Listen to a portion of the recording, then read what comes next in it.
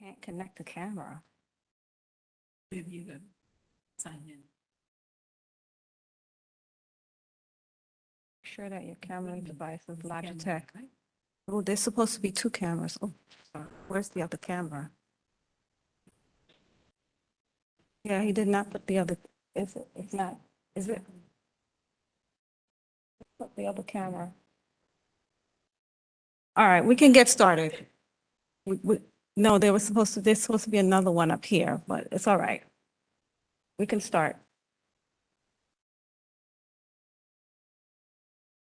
Good evening. This is Ms. Cook joining. Good evening.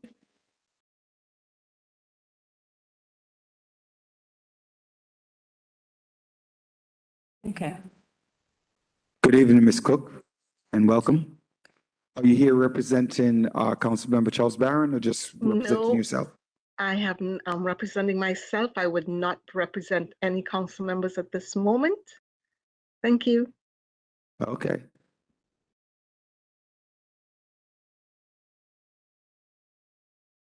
This is Hilary Joseph joining the meeting.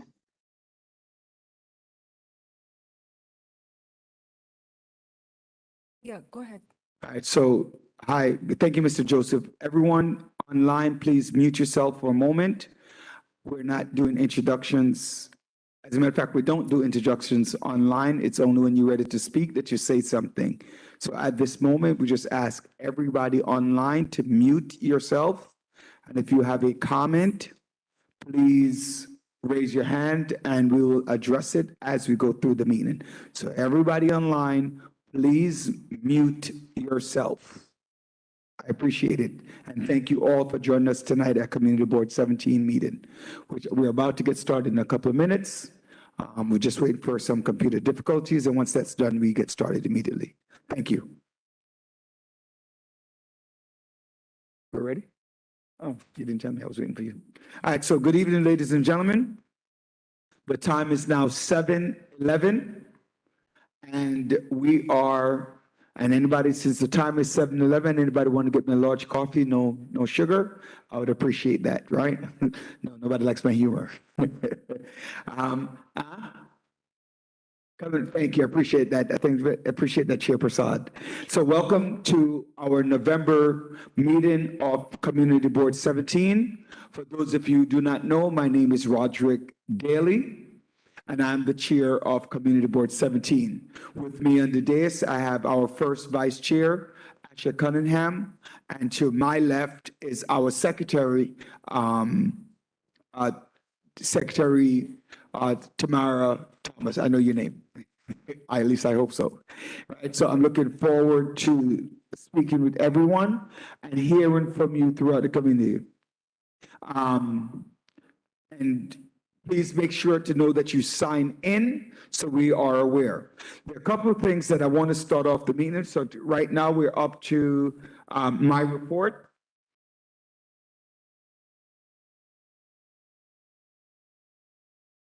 If you did not get an agenda, please get one in the back. Also, please sign in. So very quickly, first of all, thank you each and every one of you for coming out today. There are a few things on the agenda tonight, and it's a long agenda, so please be mindful when you get up to speak, stay within the limits of your time. So like if you're doing a presentation, which you have DOT, you have 15 minutes. Please do not make it 16 and a half or 15 minutes and 15 seconds. You have 15 minutes to make a presentation. Committee members, when you're doing your presentation, those 3 minutes. Elected officials, their office, try to minimize it to 2 minutes. And if it's the elected official themselves, they get an extra minute of 3 minutes. So please stay within the time frame. Please do not complain about how long the meeting is if you have made it longer. Okay, so, and also on the floor, if you have your comments, please minimize your comments as well. Learn to step in and step back when you get up. I met with the borough director, which is Carol Ann Church, to discuss some of the issues around the board. One of them, which is a mutual concern, is the number of committees. I've stated this before. Our committee, of the 18 community boards, we have about 60% more committees than any other committee in Brooklyn. I did not check Manhattan, but the maximum for any other committee is 9.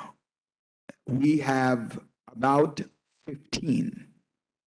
What that means is that we do not have enough members to serve on the committees because there are too many. So one of the things that we're going to look at is how do we minimize the amount of committees that we have and combine committees. I know some people are not in favor of that, but we have to look for it to do that because our meetings are too long.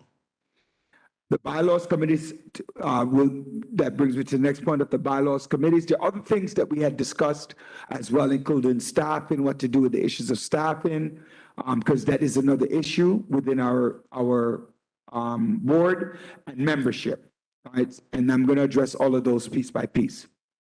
The bylaw committee, we have approximately 5 members who have expressed interest. If anyone, a board member, can only be a board member, be on the committee. The bylaws stipulates that any committee must have at least 5 members. So therefore, we have at least 5, and those 5 people are all members of the executive board. So it's going to be very taxing the executive board to do their committee plus work on the bylaws. So I'm looking for members who are not on the executive board, or if you're on a committee that doesn't meet all the time, to please help with us getting more members on the community, on the bylaws committee. Attendance. Our first vice chair will be focused on attendance in a little bit. But I just want to let you know that this is the 3rd month, and I just want to make sure that I address, even though there are members on the line, you are not present, right?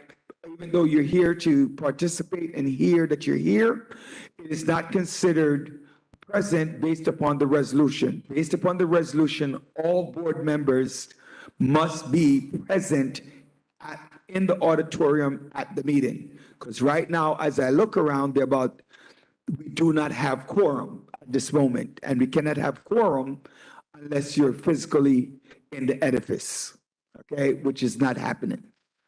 And our first vice chair will deal with that in a minute. Just a reminder, this is the 3rd month of the meeting. So if you have not been here at a meeting, you're part of that lack of quorum meeting, so please think about that. The executive committee back in October has asked me to revisit the location for the move. We're not happy with the new location, and for various reasons. We could talk about that later, or you can ask questions about it, and if you feel strongly about it, either way, please do say something. So I've started the process of looking for a new location. I'm not sure if that would happen, but it's not a guarantee. So just to let you know that the process is already far in place at this current moment. So to reopen it is going to be a struggle. However, they can reopen it. I can follow up if there are questions. So I have started a process of reopening the location. We're still looking on hiring a temp and a new ADM. Our DM and personnel chair will discuss further in their respective reports.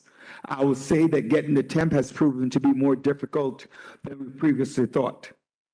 And just as in terms of the ADM, for all board members, we'll be calling a special meeting. I think the date is December 7th, Mr. Frazier, on Wednesday, December 7th, to see the final candidates for approval from the general board to talk about who the next ADM will be in the office. Our treasurer, as of 11/1, our treasurer has stepped down as the treasurer. I had appointed based upon the bylaws. No staff. If you ain't there in person, you ain't. I'm sorry? Anyone online, please mute yourself. Please mute yourself online. Thank you. I had appointed, based upon the bylaws, section 6, article 6, not article, but section 16 of the chairperson's piece, that I can appoint a person in the role for treasurer, and have appointed Daife Cirillion as our acting treasurer. And hopefully by the end of the evening, we'll have a treasurer for our board, because there are a number of things that need to be signed, including the owner's rent, which has not been paid in 2 months because we do not have a treasurer. New applications, so anyone who's listening online or in the auditorium, new applications are out as of 11:15. 11:15, applications are out, so please nominate yourself, nominate somebody, so please join. Now, there's one thing, so let me just say this, outside communication. If you are speaking to somebody on the outside of the board and you're a board member, and if you did not have my approval or the executive body's approval to speak, please do not speak on behalf of the board. Why? I will get a phone call to say that this issue is happening and I have no idea what the issue is. And I got 3 of them last month. Okay, so, and I'm sitting there going, what are you talking about? So I'm just informing board members, please do not speak on behalf of the board without my knowledge or that of the executive body, myself, the first vice chair, or the second vice chair, but through me. So I'm pleased to do that. Executive bodies moving forward will be submitting their reports to everyone via email or through, when you get in the back. So all executive member, committee members, please submit your report so that all individuals can get it. And again, the focus is to focus on time and getting out of here from everybody. Invitation to events to committees. I've been going to a couple of events, and I want to thank everyone who showed up to those events. We need to support each other on the community board. No, you don't have to be part of every committee, right? But you turn around and you see the same people showing up to the same events, and there are a larger number of individuals on the board. So I'm asking that all members of the board please support other people's event and go other committees' event, even though it's not your own, right? So we are a community and represent the board. The last thing, there are approximately 45 members on the board. This is why sometimes when you hear me talk, it sounds bad. There are approximately 45 members on the board. 40 people have shown up. 32 members of the board, 32 out of 45. And if you do the math, that's approximately 70%. I'm actually doing it out of my head, right? So 45, 30 is 1/3. So that's 66%. 66% of the board is active. I don't know how you feel about that, but 66% of the board is active. I don't know how to say it any better. That's why we're very concerned about what this community CV17 is doing. Right now, I'm looking at the auditorium, we don't have quorum. So as of this moment at 7:23, business cannot be conducted. And there are a lot of things on the agenda that needs to happen. So I'm asking every community board member to please show up to the meetings and show up to other events. That is my report, and I thank you. Our district manager report. Good evening, everyone. I am going to be very, very brief this evening. I think Mr. Daly gave an in-depth report. I need to publicly say thank you to Ms. Herminia Brown, one of our board members, for her continued assistance with the sorting and shredding of files in preparation for our relocation. I know Mr. Daly has been communicating with DCAS regarding the 350 Clarkson Avenue. not too many board members are pleased with the location. So I will allow the chair to do what he does best, talk with DCAS. We have also relinquished quite a number of items in the office in preparation for this move, cabinets, furniture, and we were told that the move would be sometime in March unless otherwise determined by DCAS. The board is in the process of hiring a temp. Mr. Daly just alluded to that fact. The Personnel Committee has also started the interviewing process for the Assistant District Manager. However, I remain in touch with the agency called My Good Temps. That's the agency that has the contract with the City of New York, and that's the only agency that I can go through to get a temp in the office. I've been in communication with them now for over a month. I did receive a call this week stating that they're going to start sending some resumes over so that we could make a choice. For the past 2.5 years, I have been the only one permanently working in the office. And due to my extended hours, I need to make this announcement because there's so many times that community residents show up at the office at 9 a.m. They know that I'm there. My hours have changed slightly. I will be reporting to the office now at 10:30 a.m. That's an agreement with the executive because of the extended hours. I've been clocking in 50 to 55 hours for the past 2 years, sometimes over 60 hours a week. So I really want to thank the board. That extra hour in the morning, it just brought life. I had no idea how good it felt to just relax and stay calm for an extra hour in the morning. So thank you, board members, executive members, and Mr. Daly. I really appreciate that. It really means a lot to me. I have an announcement.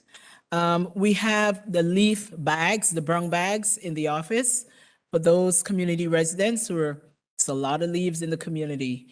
So if you're in need of bags, sanitation did live up to their word and mail the bags to us. So I have bags in the office. Quite a number of members have already, and community residents have already taken advantage of those bags. So feel free to stop by the office anytime after 10:30, my new start time, okay?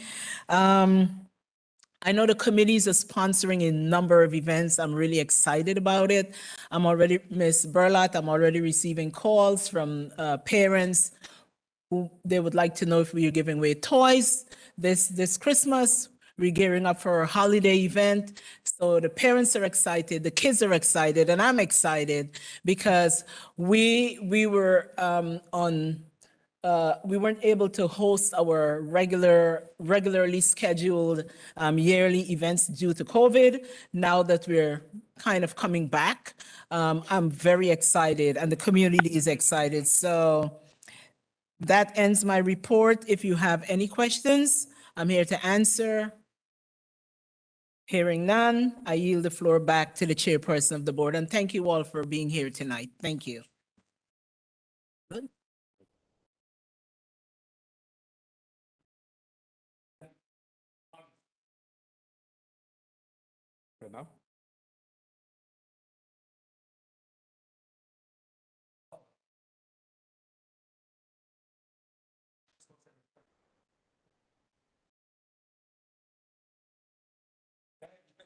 Yes, I yield the floor back to you.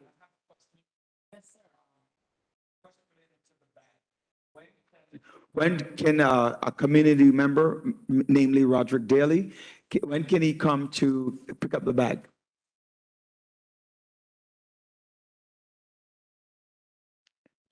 Okay, thank you. I appreciate that. Any other questions for DM or myself? I'm sorry, I didn't even give you a chance to ask. Were there any questions for myself? This is online or Ms. Frazier from any of those two reports?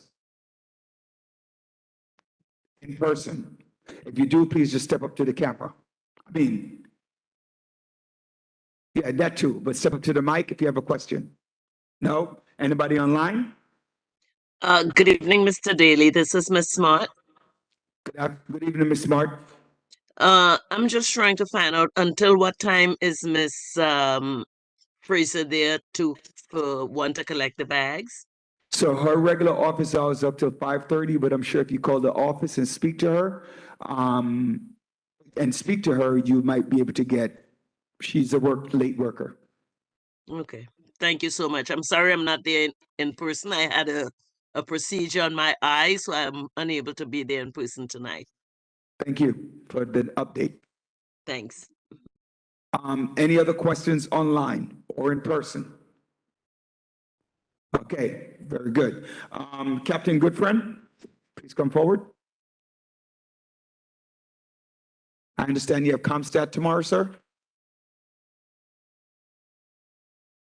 Good luck with ComStat. Yeah, I heard it's a lot of fun.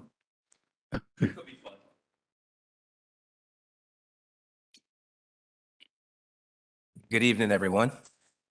I bring you greetings from the commanding officer, Deputy Inspector Gabby Saliba, who unfortunately, as Mr. Daly alluded to, is prepping for a very important meeting tomorrow. Our ComStat meeting should be the last one for the year, the last one for the Chief of Department, Chief Corey. I want to start by saying being that this is the meeting right before Thanksgiving, I want to wish you and your families a very happy Thanksgiving. If you haven't gotten your turkey, God bless you. I know there was some giveaway earlier today, but I hear the prices are through the roof, so please, chicken might be a good way to go. As with the holidays, I want to remind you guys that Thanksgiving actually starts the holiday seasons for the department and for many of you. So as word of caution, please be aware that the scams will start increasing.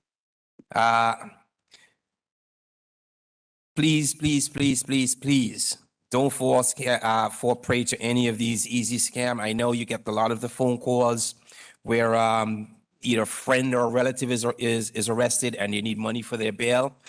Please don't fall for those. Oftentimes, if someone is requesting payment for utility, for electricity, or something like that, and they're asking you for payment in gift card, that is a sign that that is also a scam. All right. You have the numbers to Con Ed, you have the numbers to the different utility companies. If someone is saying that you owe money and they want you to be payment in gift card, please call the company direct to find out if you are aware in your account. Same thing goes for IRS and any other form that they may use to try to solicit money from you. I know a lot of you are going to be doing your shopping online. It's very convenient. Please, if you're going to have your packages delivered to your homes, please ensure that someone is at home to receive it. You can schedule your deliveries with some of these companies, or you have it delivered to either your place of employment or a place where the neighbor's going to be home to receive it. Because trying to look on the good side, if you leave it on the porch, chances are someone's going to see it and may like it more than you. All right, so please don't fall victim to that, especially not you're going to try to be getting your gifts or whatever else that you're ordering for the holidays. Another tip I can share with you guys on unattended properties. You go into the stores, you're trying to make your purchases. Don't leave your phone, don't leave your pocketbook, don't leave your wallets on the countertops while you try to address something that's either to your left or to your right. Try to hold it in your hands, try to put it away. If you, I had a family member who actually was at Home Depot, was loading the car after she had purchased a couple of items. She put her pocketbook in the front seat. She went to the trunk to load the items, and while she's doing that, someone got to the front of the vehicle, took her pocketbook, she lost her money, credit cards. It's a headache. All right, so these guys are actually preying on you. They're looking at you. Their job is to sit in that parking lot and observe your behavior. And if they see that you're distracted, they'll take advantage of it. All right.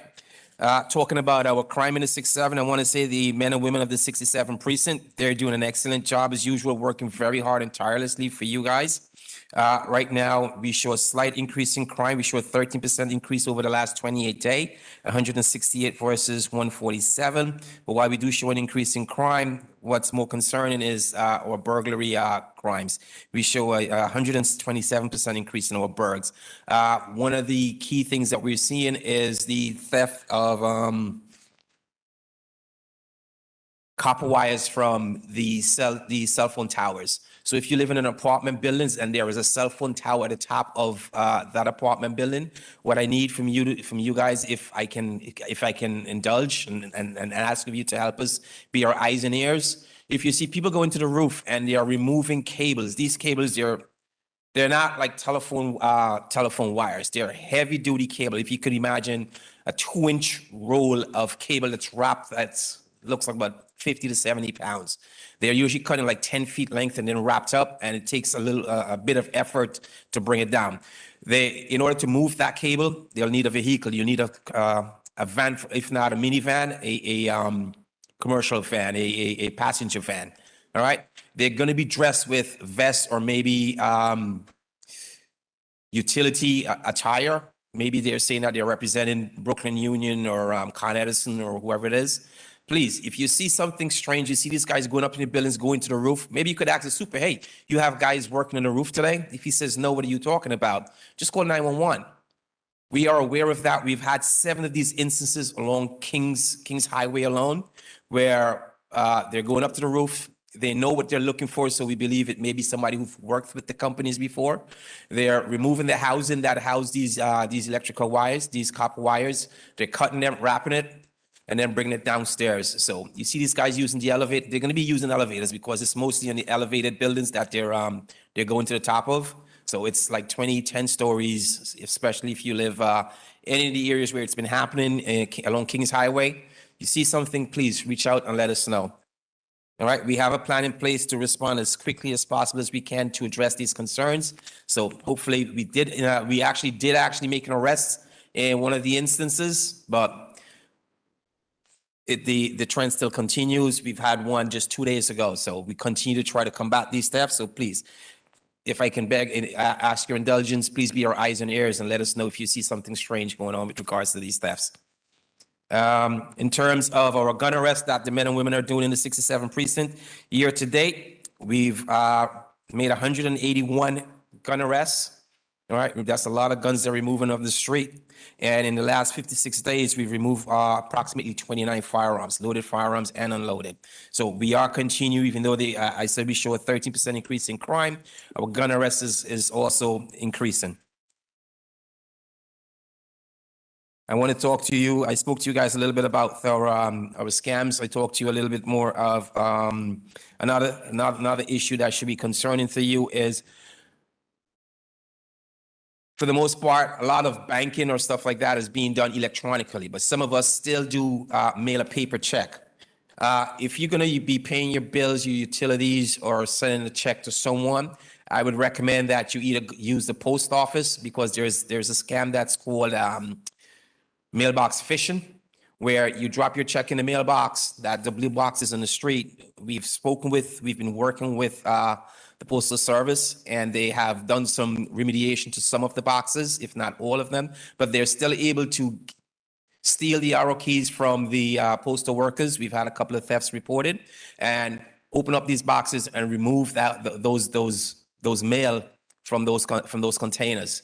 They then go through these mail, find the checks, and they wash the check, and then if your check is for $100, for argument's sake, they'll make it up for $1,000, $10,000, and try to cash that check.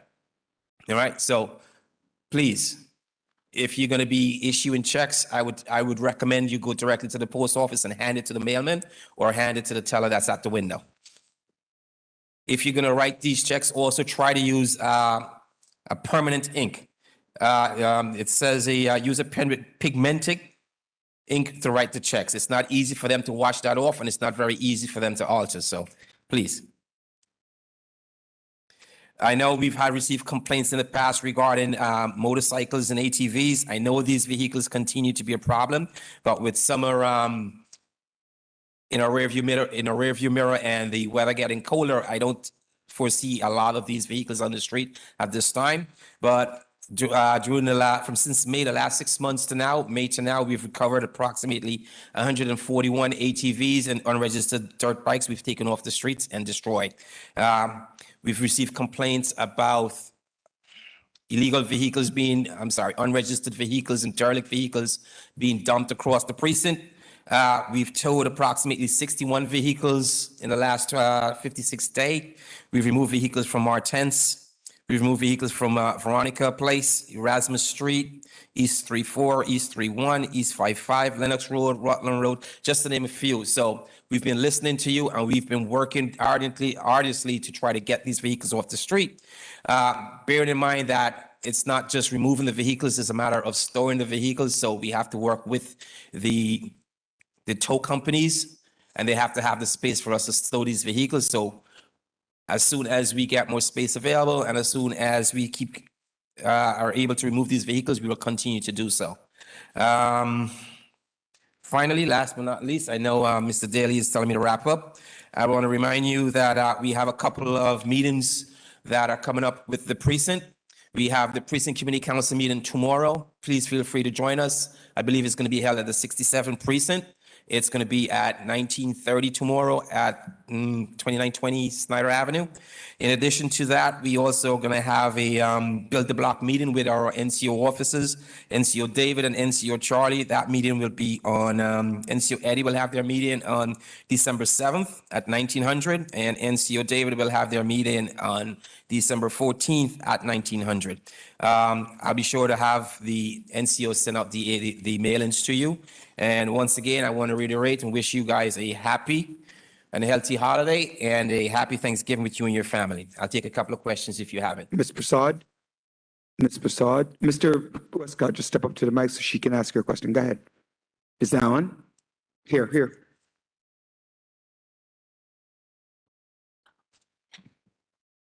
Good evening, everyone. Good night, everyone. June Prasad, Chair of the Commerce Committee. Very thorough Thank you. report.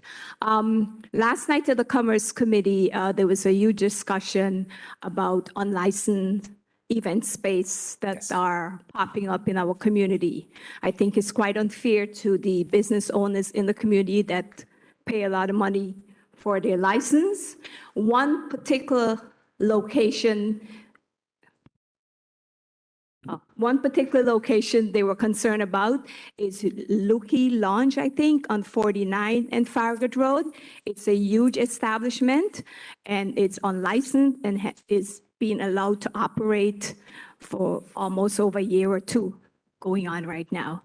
Can you tell me what kind, I know it was discussed with Detective Skinner last night at the Commerce meeting, what type of enforcement is being done for this problem? Thank you, sir. Okay. East 49 and Farragut, I believe it's a Lotus Lounge. It's the same spot you're referring to, Lukey. There's Lotus Lounge. It's Lotus Lounge. Lotus is a licensed establishment. Lotus is a licensed establishment, so they are allowed to operate. They do have a liquor license. It was a temporary liquor license over the summer. We have to verify the expiration date, but it is a licensed establishment. We'll check with that, but we've had done business inspection with Lotus.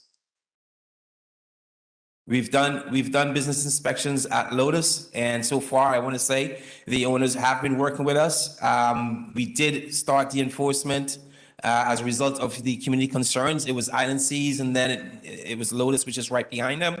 So I do the late shifts, so I'm usually out there 3, 2 in the morning addressing the crowd problems, and whatever the concerns are, I'll discuss it with Detective Skinner, and I'll have him get back to you in regards to that. Hello, Captain. The name is Westcott. My question is, in regards to the Calvert converters that means, are there a big problem in our area pertaining to the Calvert converter? The Calvert converter was. Yes, I'm glad you brought that up. So in the summer, we did see a rash of catalytic converter thefts, and they were targeting the Mitsubishi Outlander, the Honda Accords, and I believe it was the Volkswagen. Those were what it is, for those who don't know, it's something that's attached to the bottom of the vehicles, and there are some precious metals that are in those catalytic converters that these crooks are stealing them for. So one catalytic converter in the older model vehicles, for argument's sake, the new ones, I don't believe have them, but in the older vehicles or some of the vehicles that are being manufactured, they can get up to about $1,000 to $2,000 for these precious metals. That's why they were being stolen. So that there was an increase in thefts this year, particularly throughout the summer. As of recently, we haven't had that many, but we are continuing to address these concerns. We are encouraging you guys to get your catalytic converters stenciled. There's a stencil that can be done with it. We are also, you can change it out yourself, and then you can put a note on your car that says the catalytic converter has been changed. You can use that as another method, but obviously I can encourage you to be mindful of where you park, be mindful of if you see anyone that's around your car. It's very quick the way they do it. It's a matter of less than 5 minutes before it's stolen, all right? But report it as soon as possible. And if you see something, please bring it to our attention as quickly as possible. Maybe we can get them in the act and try to put a dent in these thefts. Where do you get stencils? So I would suggest that you reach out to our crime prevention officer, and we'll be able to get you that information to get your the catalytic converter stenciled. Thank you. So I have two questions. Well, I'm going to leave it to one because I'm looking at the time. There have been a number of school shootings and weapons at schools. And as a former administrator, I get very concerned about that. One shooting where both people died. One really close to our community, CB18 at PS 203. One in Queens that happened earlier last week. I'm wondering with the SSA, because SSA are not allowed to carry weapons, right? They're not that kind of weapon anyway. Have there been in the 6-7, have there been a heightened police presence? I haven't seen it, but I don't go to every school at dismissal. Have there been a heightened police presence at our schools to protect our young people, one from each other, right? But also, stray bullets and stuff. And I did get the feedback that there are about 14 to 18 gangs in our 6-7 precinct alone. And as a former high school person, a lot of that stems from school. What have been done with the 6-7 to increase safety around the schools, especially for our young kids? All right. The youth are our future, and suffice it to say, their safety is paramount. And we take their getting to and from school, even while they are home, very, very, very seriously. As a result, we do have dedicated officers that do address school violence per se, or school concerns with regards to incidents that are happening in and around the school area. We have, wait me 1 second, please. Yeah, we have 6 YCO, which are youth coordinating officers. Not only do these officers, here we go. Not only do these officers patrol the schools, but they actually conduct home visits, meet with the parents, and meet with the youth. They hold several events, whether in the school themselves or for example, in our PAL facilities. That's on was that East Street 5, Flatbush Gardens. All right.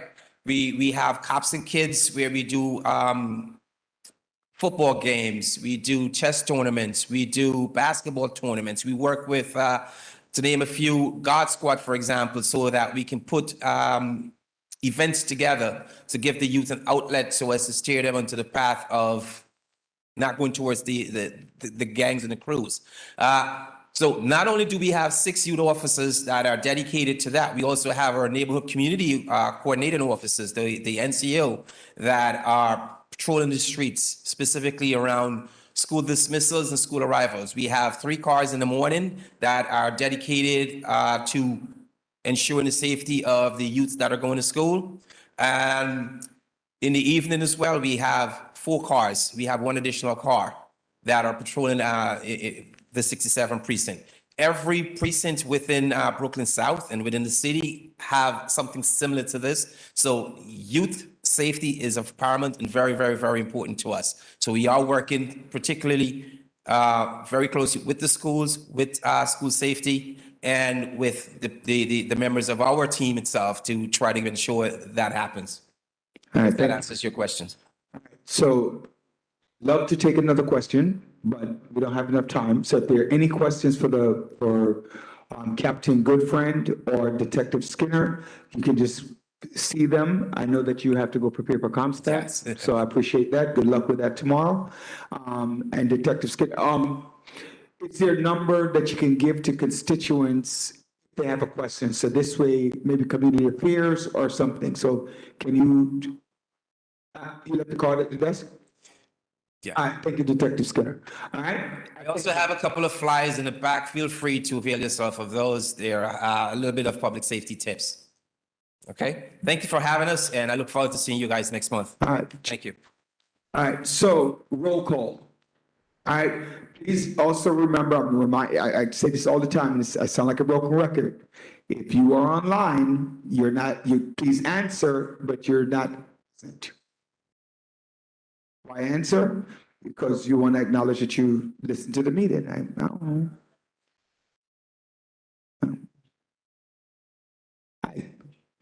So what would you like for me to tell them? That they're still absent? Okay, so if you're online and you're a board member, please note you're still absent based upon the resolution. Okay? Go ahead. I don't mean to interrupt. Who's that? Daily McDaniels. Good afternoon, Mr. Malcolm. How are you? Malcolm McDaniel from the mayor's office. I was just because I got a few calls about that. I don't know. Well, I know that that Reynoso is in charge of community boards. The mayor is not. But I'm just saying that I thought that Governor Hochul made it where virtual meetings can go on until 2024. I don't know if it has anything to do with what what we're doing here, but at the same time, I thought that the whole presence of the virtual presence would be to make these meetings more complete, because before COVID, you couldn't have, people were just not absent and they were just absent. Now you have the opportunity of them to be at home and still participate. So I thank you for that comment. The borough president, right, in order for you to vote, vote for any initiative, you must be here in person. What might have happened, what happened in September, it still was the same thing. You could have hybrid, but the quorum has to be established in person.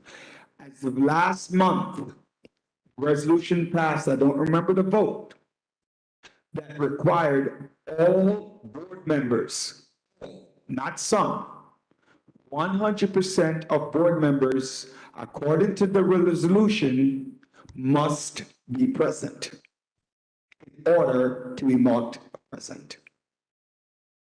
Okay, so this is something that Community Board 17 agreed upon. Okay, so the borough president's office Got it. required quorum to be in person, not hybrid.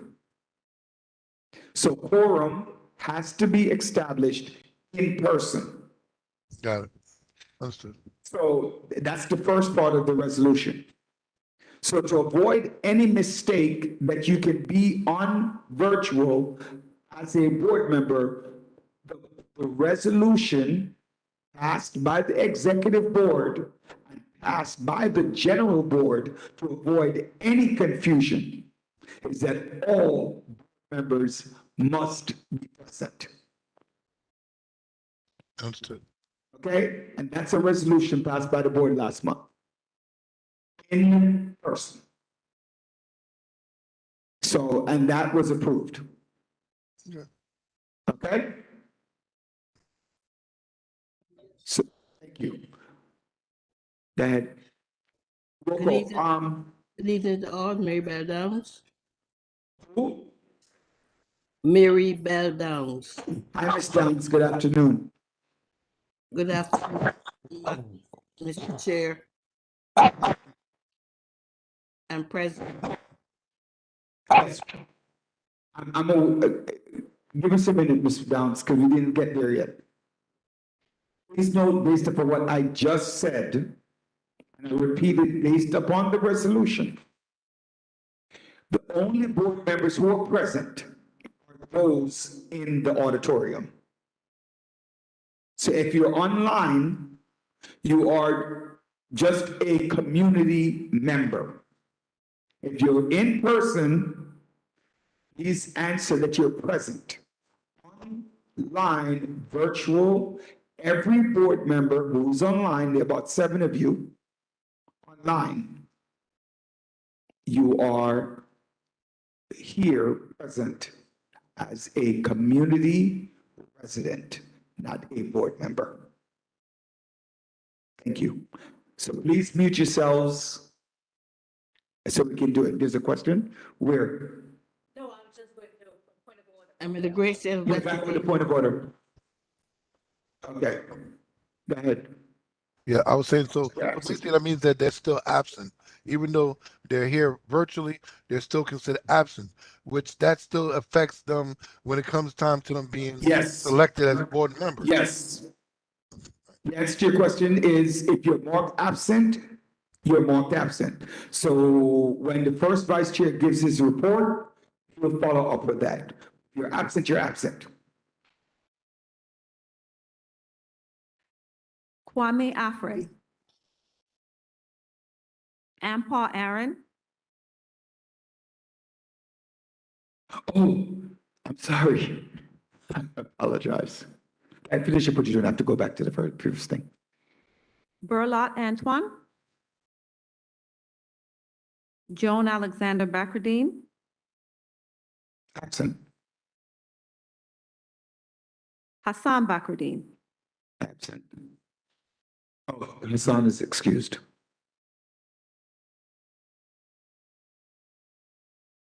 Barrington Barrett. He's online. Barrington Barrett. He's online. Absent. Absent. Got it. And Mary Bells Downs. From the great state of West Virginia, present here. So that's absent. Teresa Brereton. Hermina Brown or Hermina Brown. Absent. Karen Charles DeFreitas. That's not here. Joseph Kerwin is no longer. He's absent. He's upstairs. Okay. He's still on the board. Asher Cunningham. Present. Diphy Cerulean. Roderick Daly. Present. Vladimir Dorjli. Vladimir Dorjli. Absent. Natasha Duncan. Dr. Natalie Ferguson. I'm absent, but I'm online. Who's that? Dr. Ferguson. Oh, Oh, that's absent. Earlene Fields.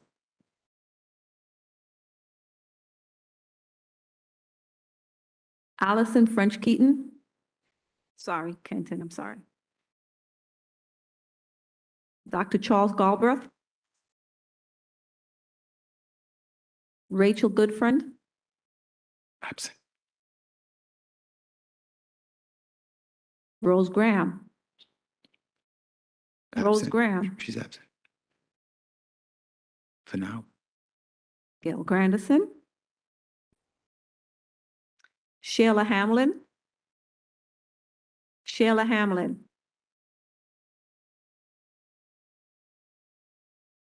Julia James. Hillary Joseph. Hillary Joseph. Medical absent. Rhonda Joseph.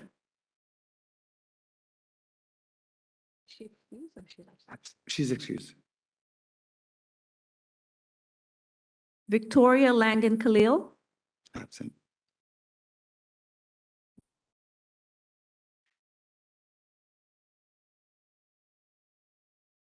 Osney Lewis. Francie Luzencourt, Absent. Montserrat Oni. Montserrat Oni. She's online. So She's that's absent. absent.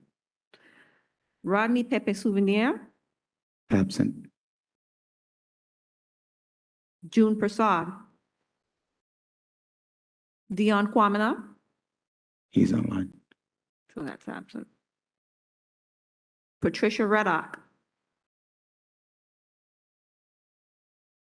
Patricia Reddock, She's not here.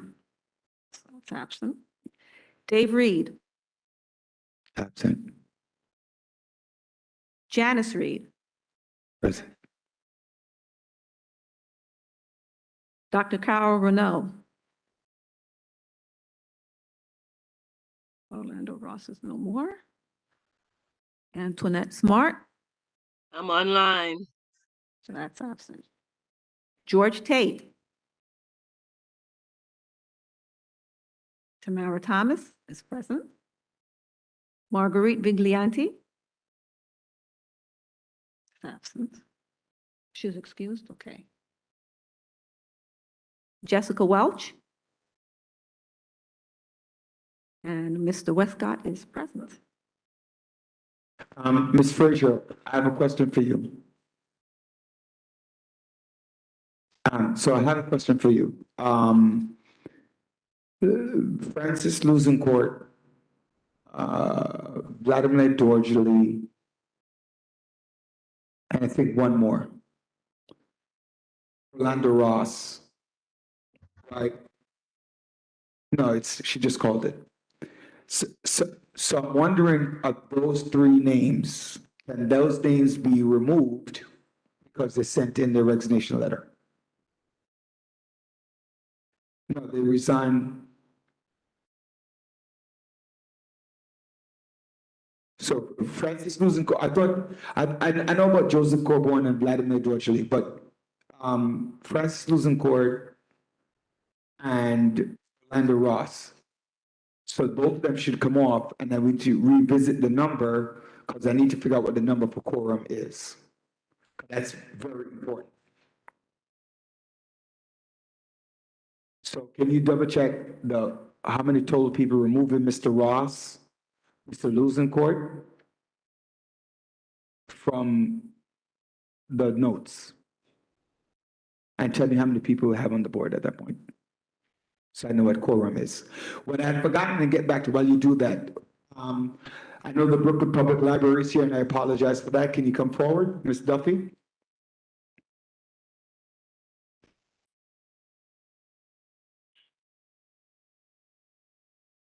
And then Ms. Stevenson.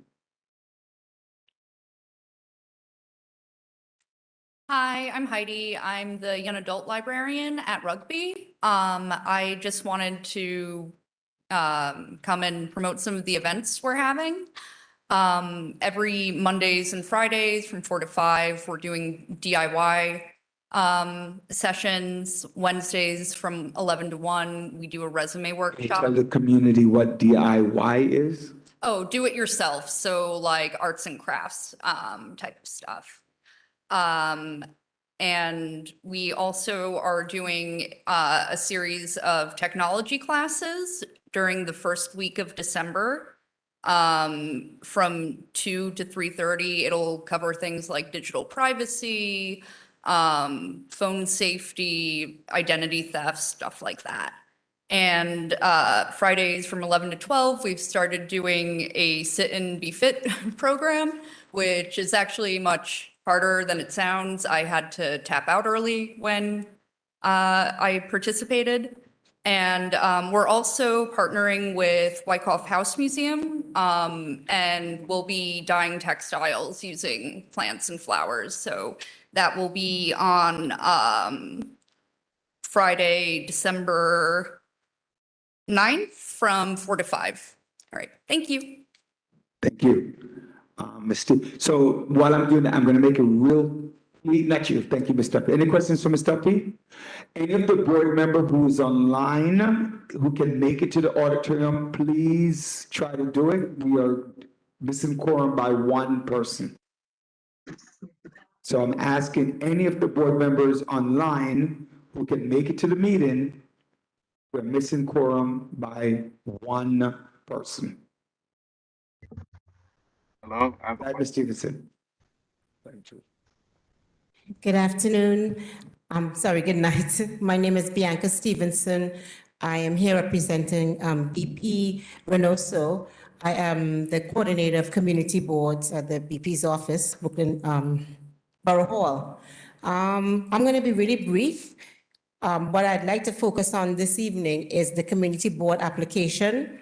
Yes, yesterday the application launched, and specific to this this audience, I'd just like to let you all know anyone whose CB membership is expiring in 2023, even though you're on the board, you do need to reapply. So don't miss the deadline. The application is online. You have until the 14th of February, so you still have some time, but don't miss the opportunity. And the Borough President's maternal health program launched today. It's a really important thing, especially, we know what the mortality rate for Black women, in terms of trying to just do what everybody else is doing, have a baby. We know what that is like. So we're really, really excited about this. So all the stats, all that information is available from the BP's office. And of course, we continue to offer constituency services on Wednesdays. Please feel free to drop by at any time. And that's my report for today. All right, thank you. Just a question, if a person is unsure about their reapplication date, who they contact? I know. They can contact us as community boards. And how do they do that? I meant for you to give your information. We already started getting so many applications from the public. But CB application at brooklynbp.nyc.gov. They can also call us. My phone number is 718-802-2059. Or you can go through your chair or your district manager to find us. Thank you. Any questions for the Borough President's office? Are there any, thank you so much. Okay, thank you. Are there any other agency that I missed? Because I only saw 2 sign in. There are no other agencies. All right, thank you. And again, I beseech any board member online. So we have a number of things to vote on tonight.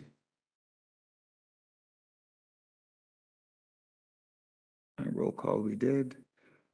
We had the public hearing, but do you want to wait? Because we don't have quorum. All right, so before I do that, Ms. Dyfee, can you come forward for a second, please? Mr. Leon.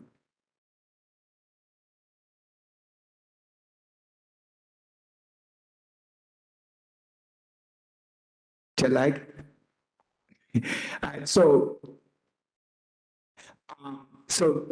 Mrs. Dyfee Sirleon, for those of the board members who do not know who she is, we do not have quorum for any nominations for treasurer, but at this point, I'm going to appoint her our acting treasurer, and if by the end of the night somebody comes in and we get quorum, then we could do a nomination from the floor for treasurer. So I don't know if anybody have any questions for her or anything like that, but I'm going to appoint her the acting treasurer starting for tonight and until at least the next meeting. According to the bylaws, she can serve as a treasurer for 30 days up till the next meeting. Okay? Anybody have, well, I know I have the right, but at the same time, I'm asking if anybody have any objections or any comment. We need a treasurer. We're bad. Any questions? Good. So, Ms. Dyfee, you get the pleasure of sitting right next to me and sleep in London. If you like, yes. You can sit in your seat or stay here. Choose your choice. All right. She just came back on a trip. She was just on vacation. All right, moving on. I'm going to skip the other things if we get the quorum. then I'll move forward. Is that okay with everybody? Yes? All right, so committee reports. Again, I had asked committee to submit. I know that one person had submitted. Is that correct, Ms. Frazier? One committee had, Rhonda's Social Service Committee had submitted their report. At this point, I'm going to call in order. If please, again, I'm asking, it's 8 or 9. So if you don't have a lot to say, if you have a lot to say, cut it in half. If you don't have anything to say, just say hi so people on the committee know who you are and know the dates of your meeting. Is that fair? All right. Hospitality.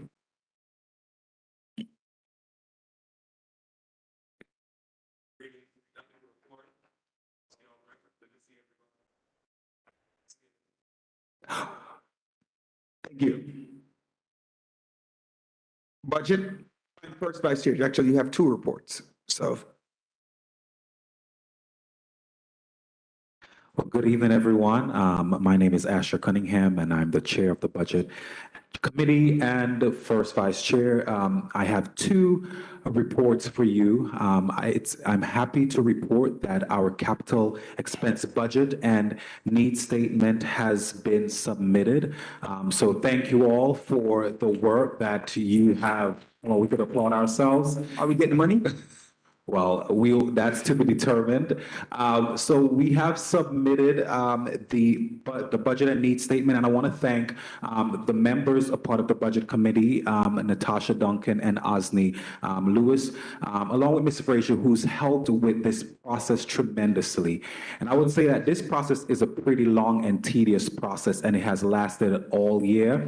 I also want to thank the committees who've submitted their various reports and needs assessment. There are many learnings that we've had from this process that we will be reporting out to the different chairs.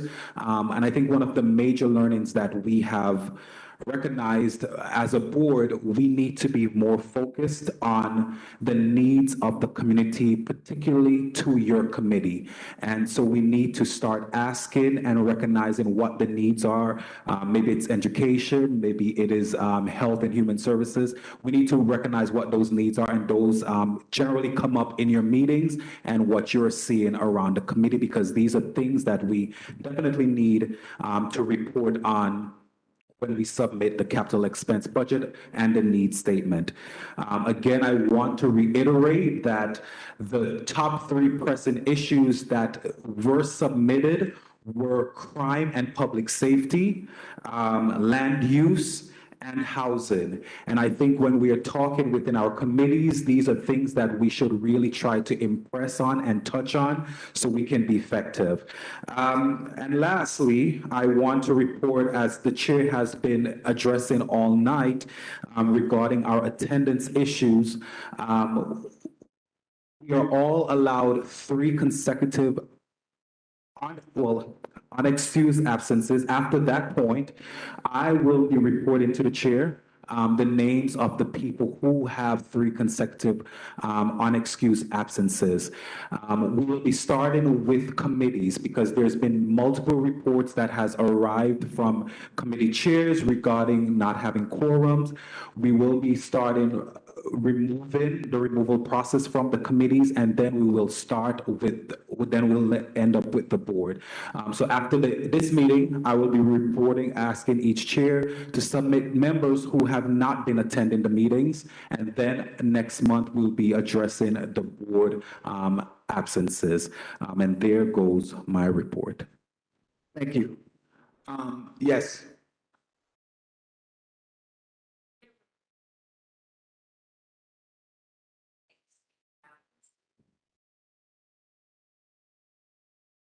So according to bylaws, it's after 3, and I need to really clarify what the process is.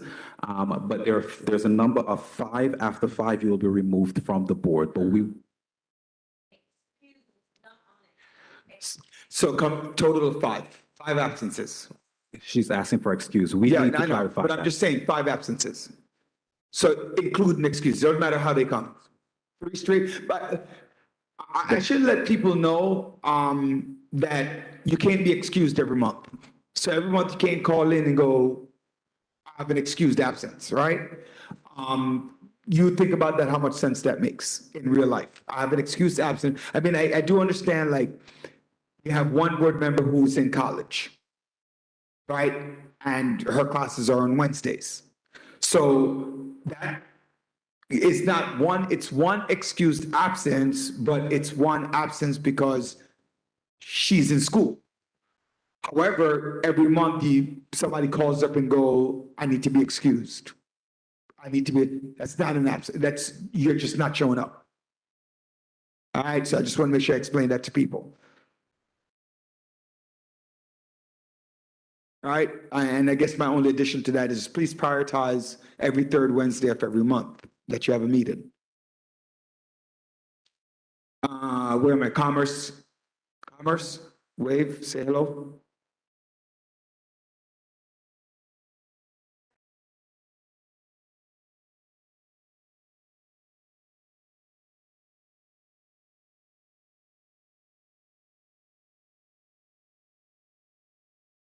Just want to, while we're on the subject of attendance, because it's like my big thing for today, all chairs, please report, all committees must have a minimum of 3 community board members on every committee. That's in the bylaws.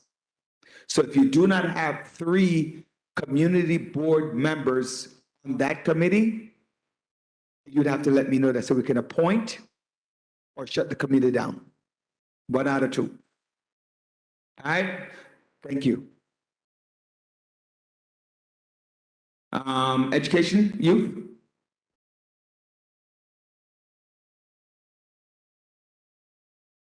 No, because I was going to say face this way.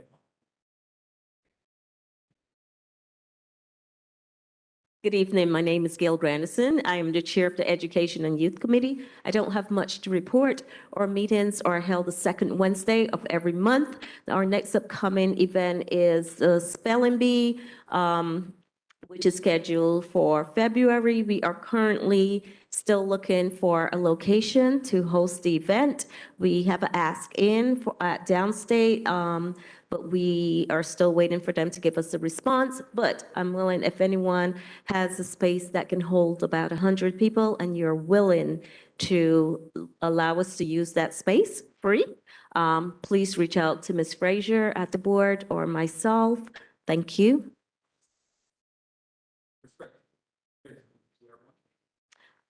It's the week, we're looking at the week of winter break, which I think is from, what, the 9th to the, no, it's the 9th to the 13th in February, that second week.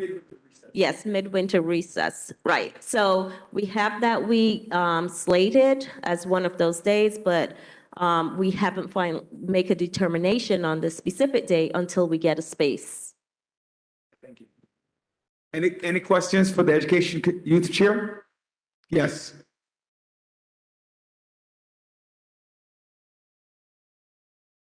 Preferably, but no, right now, so if we have a space, we could start there. Let's find one in the board. All right.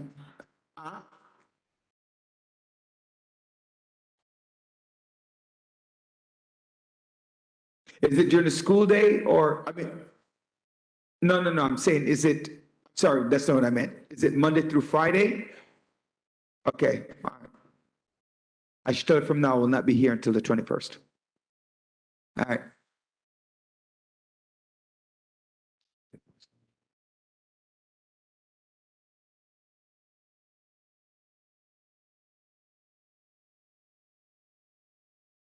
All right. Any other questions? Housing?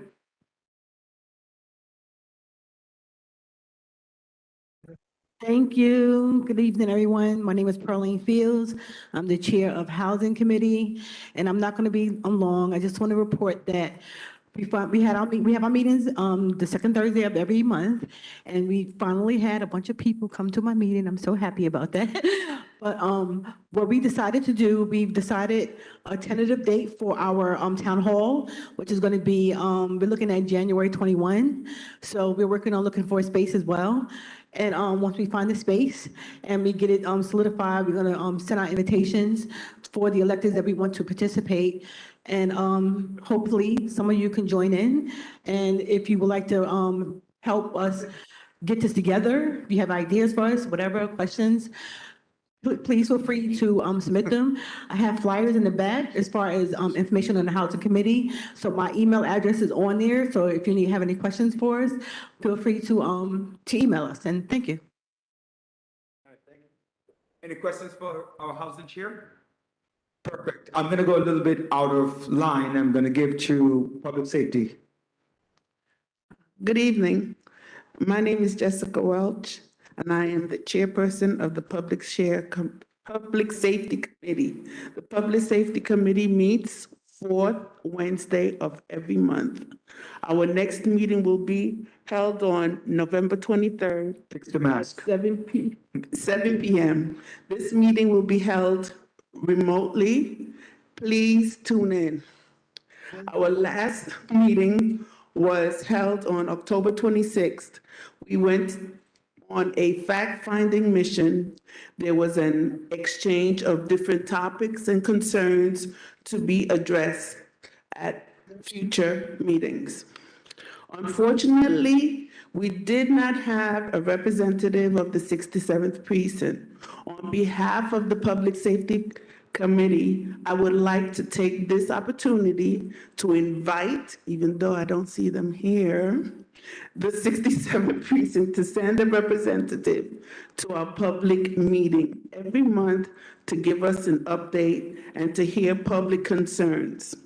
The committee members appointed representatives to each NCO area within our district. We are looking forward to working with the 67th Precinct. We are doing whatever we can to help reduce crime and to improve of our community. Our next meeting will be on November 23rd. I hope you'll all be able to join us. Thank you. Thank you. Land use walk and talk. Good evening, everyone. My name is Kwame Afray, and I chair the Land Use Committee. We had a meeting on November 3rd. Ongoing discussions with a potential storage facility that's coming on 5381 Kings Highway. I hope I got that address right, doing it off the top of my head. We will have presenters for that storage facility coming next month. And we actually have a presenter that's actually doing a presentation in opposition of it, which would be interesting. If you want to hear your voices and have an opinion or have something to say about it, please attend. That's December 1st, 7:30. Have a good night. Any questions? Land use. Any other questions? Excellent. Perfect. Thank you so much. Park and beautification, followed by sanitation. Hello, everyone. My name is Miss Antoine. I am the chair for the Parks and Beautification. I hope that you can take the flyer for our beautiful event coming up on December 16th from 6 to 8 p.m. But actually, we might have it from earlier, from 4 to 8 p.m. instead of until 9 p.m. We are trying to work with a partnership with Councilwoman Farah Louis' office to make it better and beautiful. So I hope that you can come and enjoy, especially the board members, because I don't know all of you. I think this is a good time we can be together and have a beautiful event where we celebrate Christmas together. For those of you who are asking for the beautification of Tilden Park, I did a walkthrough yesterday with a representative from Partnership for Parks. Soon I will let you know what's next in the project. So we'll try to do something in collaboration with other agencies for Tilden Parks. And I think for those of you asking for tree pruning, I think that people mentioned that sometimes we have the plants and nobody take care of the plants after planting them. I'm also working with another agency so we can have some trainings for people to be certified so we can work on that. So I will keep you posted. Thank you. Any question for me? No. Yeah. Any questions? Please note the date again, please remind me, December 16th. At 6 p.m. at Fenimore Park, and check out a beautiful flyer that Ms. Fraser gracefully printed for. Yes, and there's a few collaborations on it, so we are asking everyone to please show. Ms. Barrington, you have a question? 4 to 8. Okay, the flyer said 6 to 8, but the permit, they were 4 to 8. Like 2 days. All right, so please come out and support. I stated earlier, Ms. Renault, Dr. Renault, I know that you're frightened with your comment, but you are, please stand. So Mr. Joseph Coburn is stepping down as the chair of sanitation. So I'd like everybody to welcome our new sanitation chair, Ms. Dr. Cara Renault. She has gracefully stepped into that role. Did you go to the last meeting? Do you have anything to report from the last meeting that you want to do?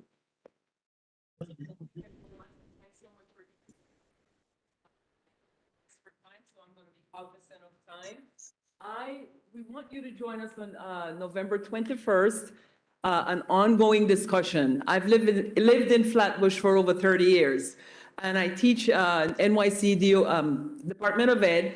I drive through at least 5 different neighborhoods, and Flatbush is extremely filthy. So we hope that you're going to join us in an ongoing discussion to try to do something in terms of sanitation. Or sanitation, just from being, I live on East 25th Street, the only historic district in this area. And it's an ongoing process, right? It's work. So we hope that you will join us and make an attempt to clean up Flatbush and hold the sanitation department accountable. Just from working with them on our block, they're extremely receptive. They respond when we call, so we know they're going to do it for the community board as well. And we hope, we pray that you will join us on the 21st. Thank you. Dr. Renault, Chair Westcott, we met with an organization, the Kings County Civic, and they want to do a cleanup. So we're going to make that connection. Hopefully they'll make it to the meeting on Monday to start with the process of collaborating with you. Okay, thank you. Virtual. It's all virtual, 7 p.m. on the 21st. That's where we got his only listed 50 coming into this game. Okay, 2017 for Trinidad against Texas. Is that a question for me online or the mic need to be muted? Unable to hear. No, I'm saying somebody was just speaking. Okay, so I'm assuming that it's just somebody was just talking. All right. We have social services not here, but she gave a report. Ms. Frazier, do you want to read that report? Just give it a minute. All right, so the check for that report online. If you put your email back there, the report will be sent to you. Thank you. All right, transportation, Mr. Kumina.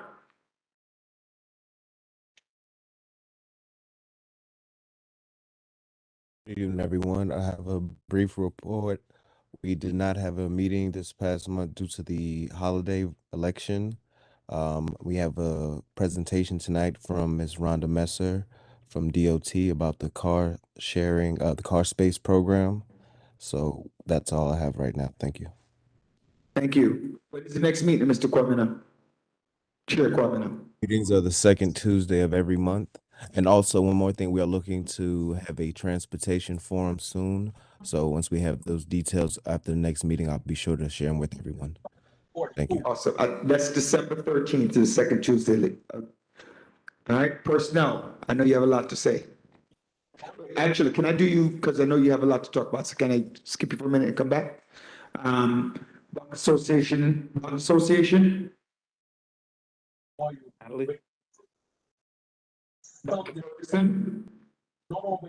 She's online.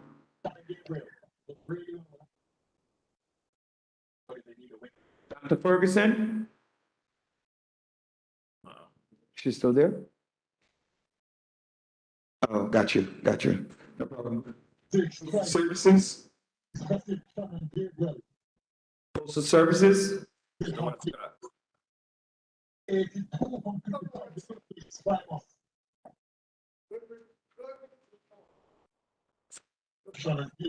Mr. Wesley, can you come forward, please? Brookdale Cab, just real fast, all right? Just get there. Hello, Board, something. The our committee seems to be doing all right because I haven't been getting any bad report from the post office. And I'd like to wish each and everyone a happy Thanksgiving. That's my report. Thank you.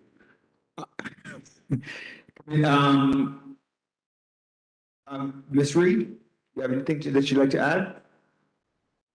No, all right, thank you. What is this here? Rezoning.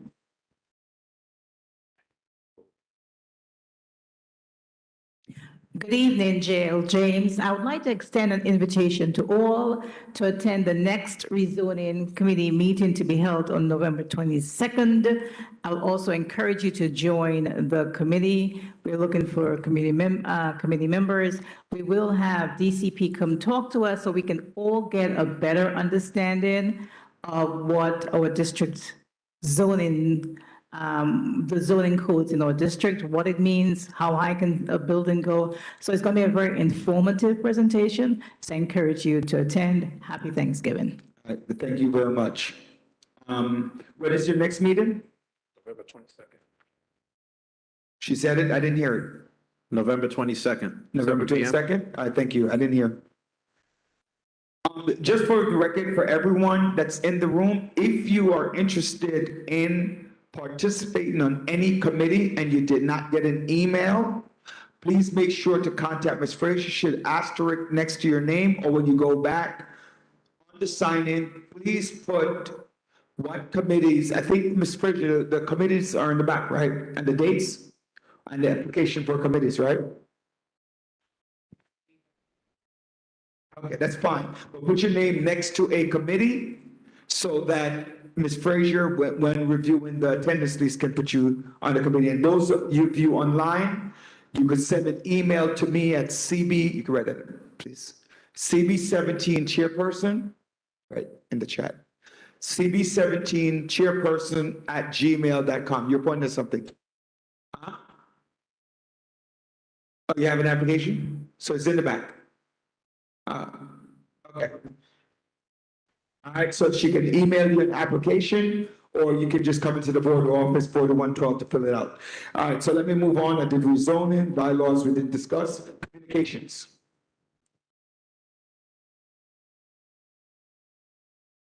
Tamara Thomas, Communications Chair, I yield the floor. Thank you. Personnel, come on up. Here, you can use mine. Good night, everybody. I'm Ms. Rose Graham, the Chair of the Personnel Committee. My report is very short. We have begun the process of selecting an assistant district manager. We completed round one of the interviews. On November 29th, we will be conducting round two of the interviews. So we will have an assistant district manager shortly. That's my report. Okay, are there any questions? Because we are hiring somebody from the board, so for the board. So are there any questions from anyone? No one has a question. Yes, Ms. Welch.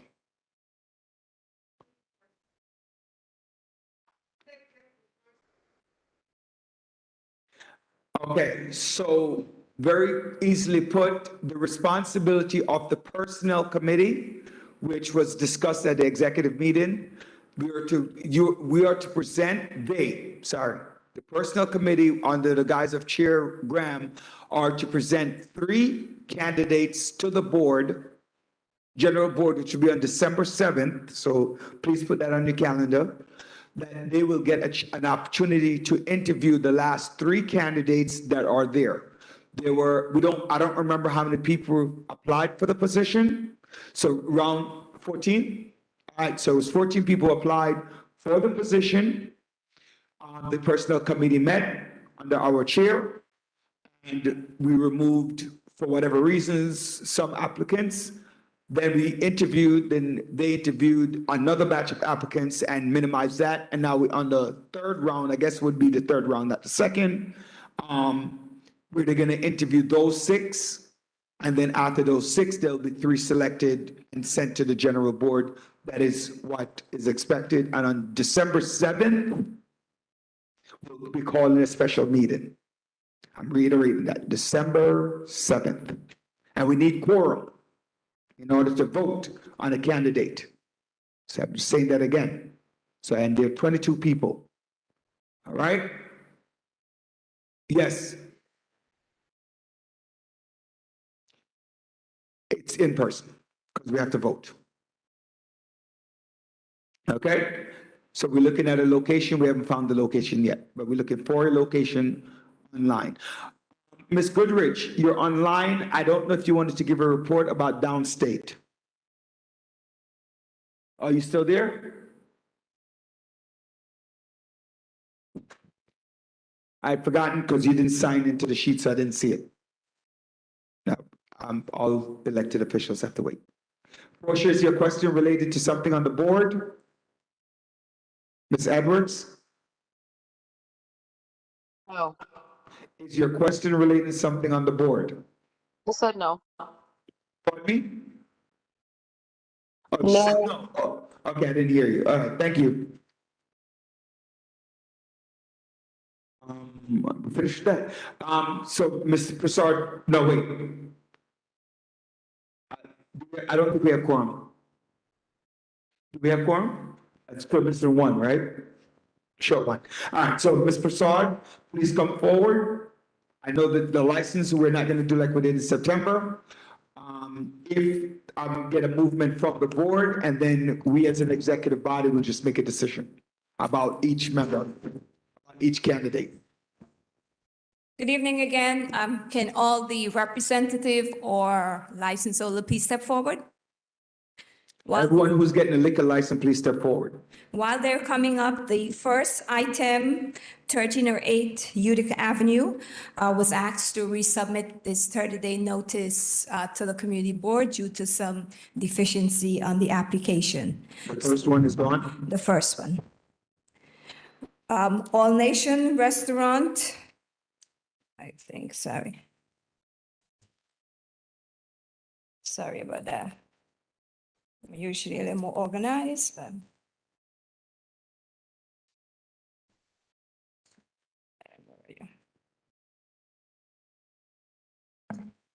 Okay, All Nation Restaurant and Lounge, located at 1091 Utica Avenue, Brooklyn, New York. It's a renewal application for a full liquor license. They've been in business, I think, 10, 15 years, if I may. They're just coming, doing what they need to do to get their license renewed. I will not, there's no police incident at that location for a year. If there's any question, Mr. Agard will address you. Mr. Agar, can you just come to the front, please? Okay. For those of you, All Nations is on Utica between Tilden and Clarendon and Beverly. At the point. Well, just tell us what time they open, just.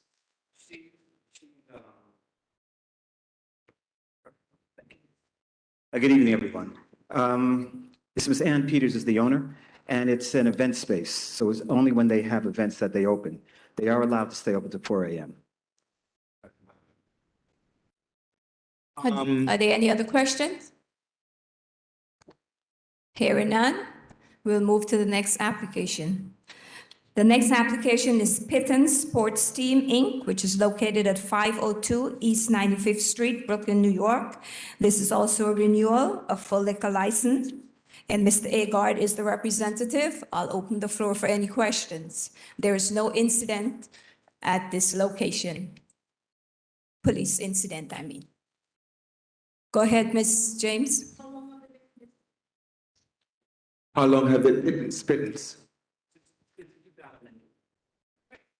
14 years.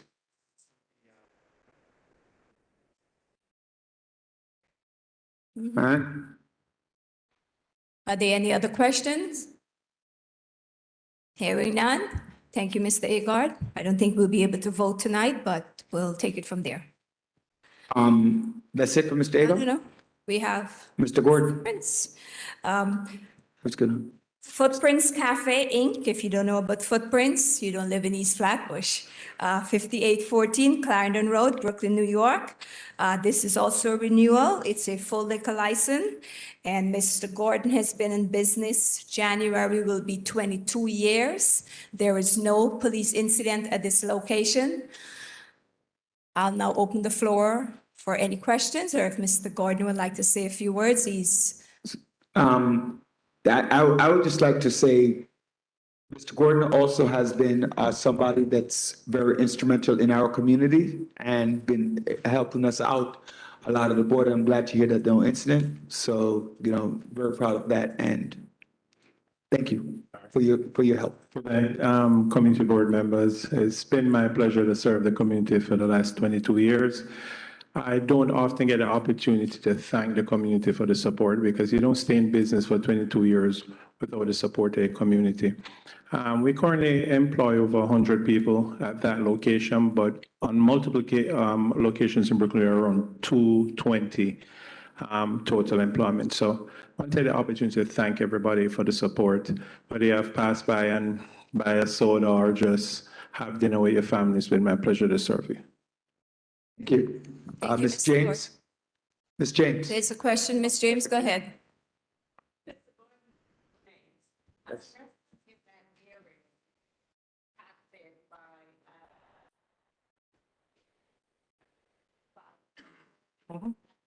Is there any way that people at McDonald's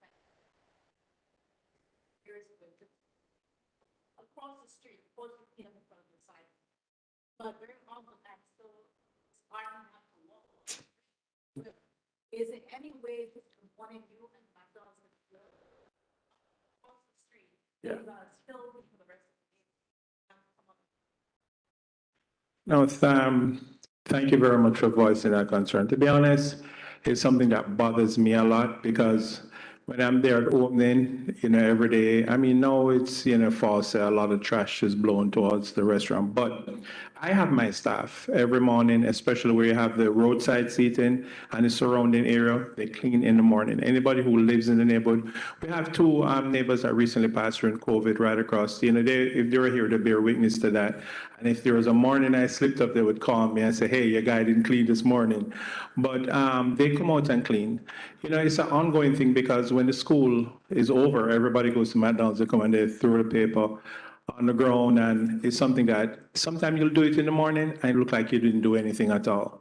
So it's something my staff know, especially in the morning. They'll wash down the sidewalk, they'll sweep around, where even on the roadside, I personally, up to 2 days ago, I called one of my guys, I said, listen, it looks really bad from when you're driving on the street and you have the roadside seating, not the sidewalk, because a lot of garbage will bank up on there. So I personally could attest to that up to 2 days ago. I don't discriminate. Even if the McDonald's kids come and they throw the garbage there, we still sweep it, because it looks bad in front of the restaurant. Nobody wants to, dine anywhere where there's paper all around them. So to be honest, it's how could I say, it's just an ongoing battle, but I do sensitize my staff to that, and it's something that personally bothers me, because people come and eat and they just throw the food out of the car, and I just hold my head, but yes.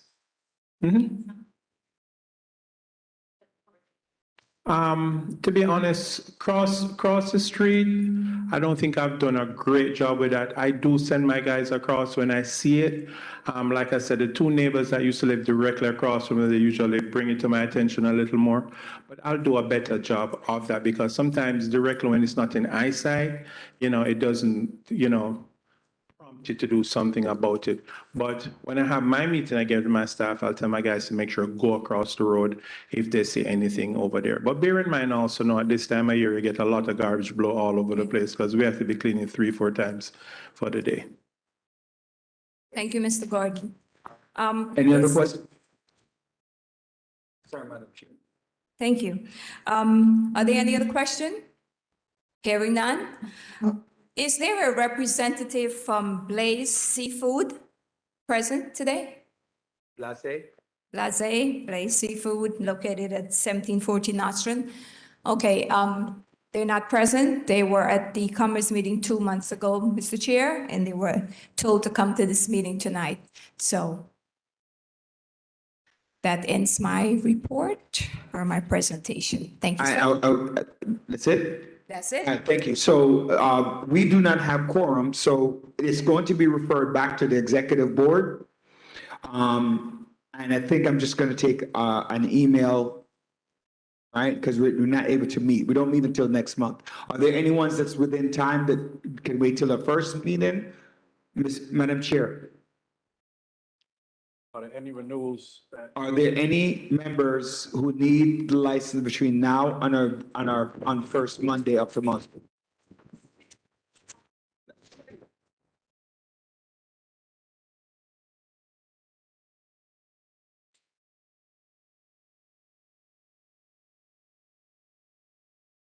No, that's the one I'm asking. I hear that point. What I'm asking you is there an application that's due to be submitted before our next executive, not the general board meeting, the executive board meeting the first Monday? Is there any applicant who need their application before the first Monday in December? That's 2 weeks away. Which one?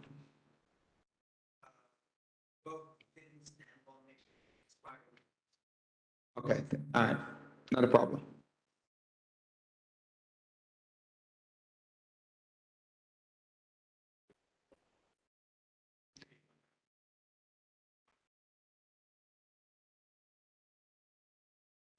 All right, thank you. Not a problem. Is there anyone in this audience who had any objection to any of these that was presented? Is any of the board member online have any objection to any of these? Okay, thank you. So, Ms. Frazier, we'll just move forward with the recommendation. All right, that's done. Also, we're referring back to the executive committee, the discretionary funds for the parks and beautification for $500. I think the executive board had basically given consensus to move forward with that. So we're going to move forward with the consensus of the executive board for the members for Parks and Beautification to get their $500 for what they need to do because they have an event coming up on the 16th. Are there any member who objects to that or have a comment? Okay, so we're going to move forward with that as well. Right now, we're going to have a presentation with Stevie Faig. Did I pronounce that right? Stevie, how close was I? Stevie Faig? Okay, Stevie Faig from the Department of Transportation. She's a project manager. And we also have two other individuals coming with her to give a presentation about the car share that's going to be coming to our community. No. So the copies of the location of where they're going to be is on the back. So please grab one. I think if you didn't get one, please grab one, look at it so that you know what they're talking about. Gentlemen, you could come forward as well. Don't be bashful. I don't want to disrupt, but you Just click on your thing. Go ahead. You can do share screen or whatever. I'm not a computer literate like you think.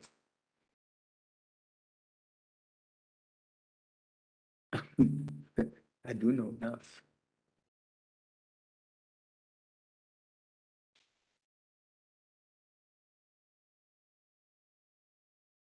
I believe you can share screen.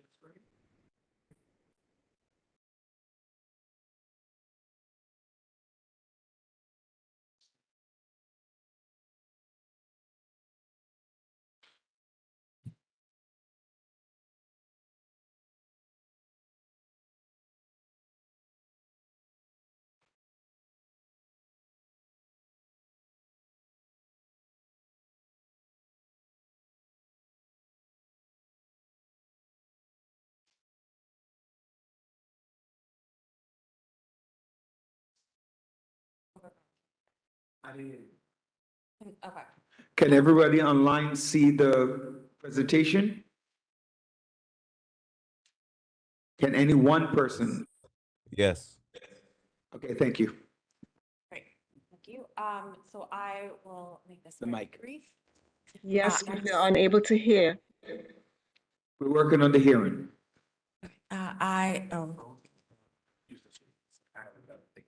Thank you. All right, so I am Stevie Feig with the Department of Transportation, here to tell you guys about our car share program. Right, please speak very low. To tell you about our car share program, I have our partners, Eric Rago from Get Around and Tori Fishman from Zipcar. I'm just going to give a brief overview of what car share is, our pilot program, and then I will turn it over to our car share partners. So car share provides on-demand, short-term access to a shared fleet of vehicles, typically through a membership, and you can rent the car by the hour or for the day. DOT ran a car share parking pilot program. It started in June of 2018, and it went through June of 2020. Zipcar and Enterprise were our partners through that. We had 230 on-street spaces and 55 municipal parking facility spaces. In the pilot, we had 108 on-street spaces in 7 different communities in Brooklyn. Through the 2-year pilot, each space averaged 24 trips per space per month, serving an average of 17 different households per available vehicle per month. The pilot also saw greenhouse gas emissions and vehicles mile traveled decline 7% and 6% respectively. We also partnered with UC California, Berkeley. They provided 3 detailed customer surveys during the pilot, a before, during, and after. Through those surveys, the researchers concluded that for every 1 car share vehicle on the road, either 4 personal vehicles were not purchased or sold. So for this community board, we have 35 requested sites. Each site is 2 parking spaces located on the same block face at the corner. And I will turn it over to Eric from Get Around. Hello, my name is Eric Rago. We're not seeing the presentation online. We just see the desktop.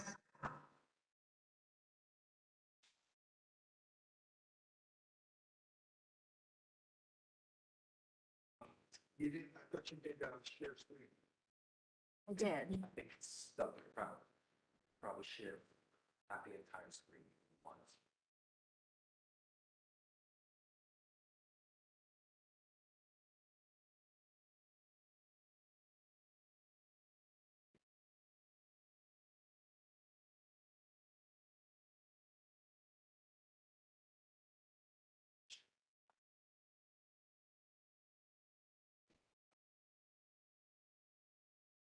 What do you guys think online?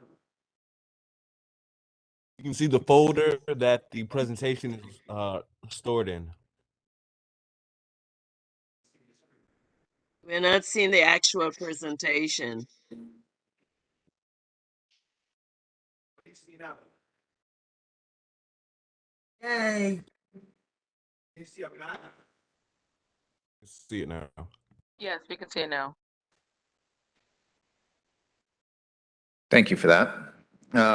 So my name is Eric Rago. I work for Get Around. Get Around is a round-trip car sharing service. We were founded in 2009, headquartered in San Francisco. European headquarters is in Paris. We're in about 950 cities in the United States and Europe, and have had over 6 million trips so far. So Get Around is really designed to remove all of the friction that goes into trying car sharing. We install technology into all of our vehicles called the Get Around Connect. What that enables is for you to go from never hearing about car sharing or Get Around to downloading an app, uploading your license, form of payment, finding a car that meets your needs, booking it, unlocking the car, getting in and driving in seconds or minutes. It's very seamless. Once you book, everything's included: insurance, customer support, anything that needs to go with it along with the trip. Getaround has partnered in similar car share programs with cities across the globe. We've seen some really strong results.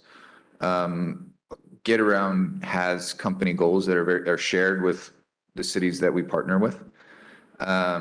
These are some of the statistics that we've seen in these programs across the globe. I'll call attention to, I think, a couple of them.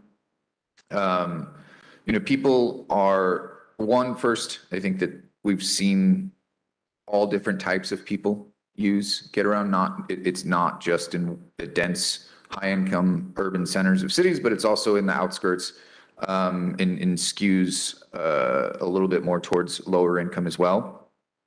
In addition to that, the people that use Getaround, typically don't own a car and use more sustainable modes of transportation.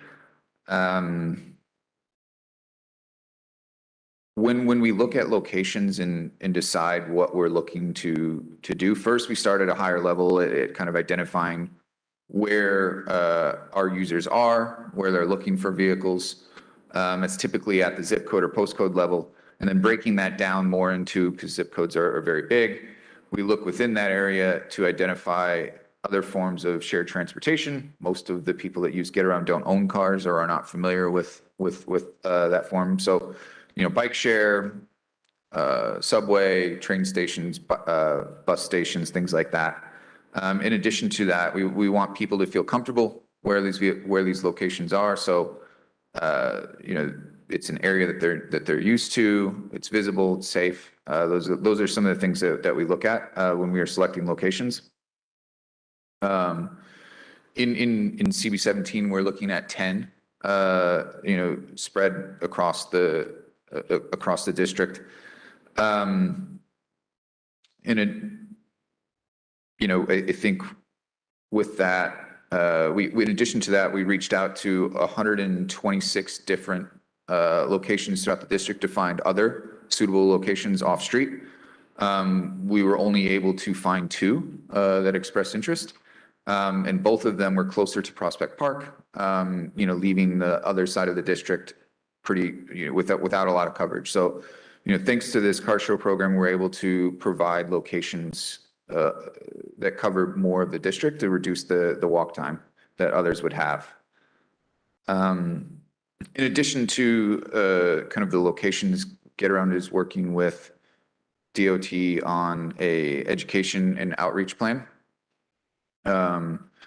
to let people know the benefits that car sharing can have, and as well as just that it is an option in your transportation needs.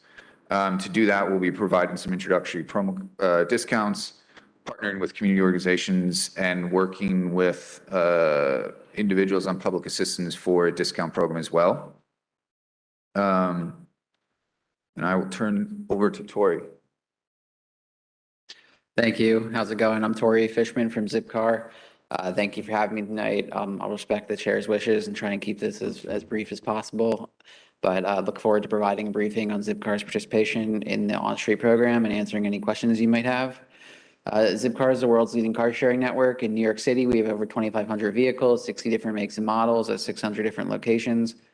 We've been in New York for over 20 years. We currently have over 190,000 members in New York City, with over 55,000 of those members here in Brooklyn. In CB17, over the last 12 months, we've seen that our average reservation time for people taking a Zipcar is over 9 hours, and the average trip is over 52 miles. What that tells us is people are using Zipcars for purpose-driven trips. They're using it to go out of town, to go visit friends and family, to go on day trips, to run important errands.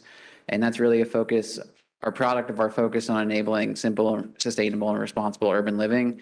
85% of our members in New York City do not own a car. 25% of them got rid of their car after joining Zipcar. 35% of them report postponing buying or leasing a car because of their Zipcar membership, and 34% of them say that they would buy a car if Zipcar disappeared. So when you look at over 190,000 members in New York City, 34% of them report buying a car if Zipcar disappeared. That's a lot of personally owned vehicles that we're keeping off city streets, and we would hope a lot of traffic congestion, emissions, all of downstream effects of car ownership are prevented accordingly.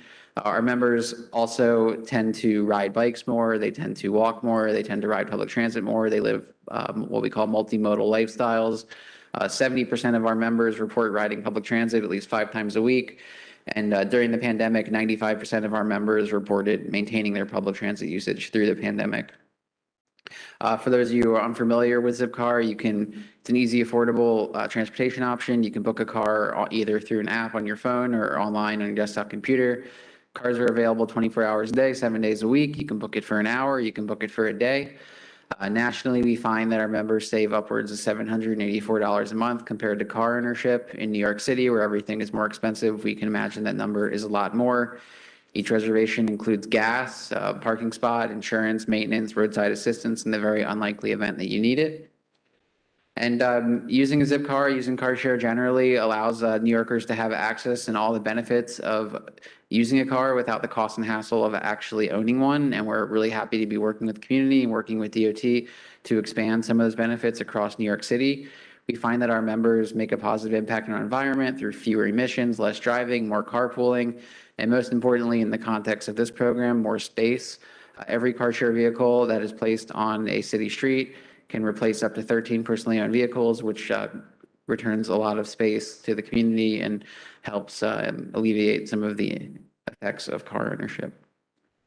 In this community board, we're looking at 24 locations. We've actually found that this specific community board has the highest percentage of unmet demand of anywhere in New York.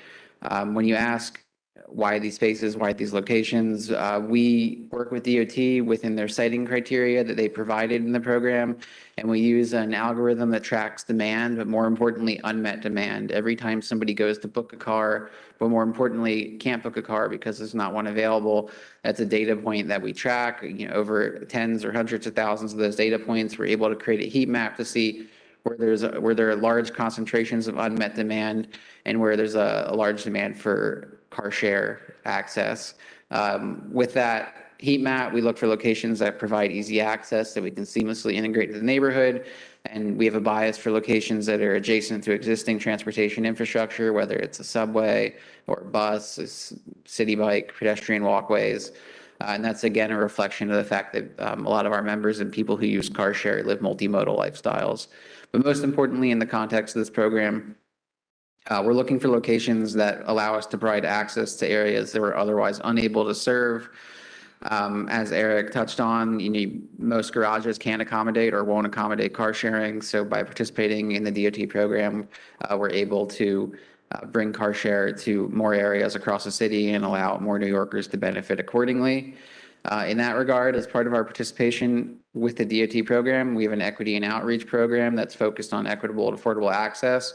We currently have an existing NYCHA program that allows us to put cars at certain NYCHA locations, and all NYCHA residents across the city get free membership and driving credits and discounted membership after the first year, and they get discounted hourly rates on cars that are parked on NYCHA locations. We also work with them to provide marketing materials and informational materials in at least 4 different languages to make sure that all NYCHA residents are well aware of the program and able to use it.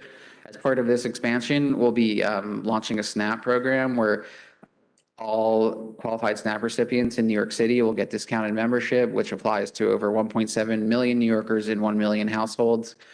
We find that Zipcar has a disproportionately positive impact on lower income households, with 71% of lower income households reporting that Zipcar has improved their quality of life. So we're really excited to partner with the city to hopefully expand some of those benefits.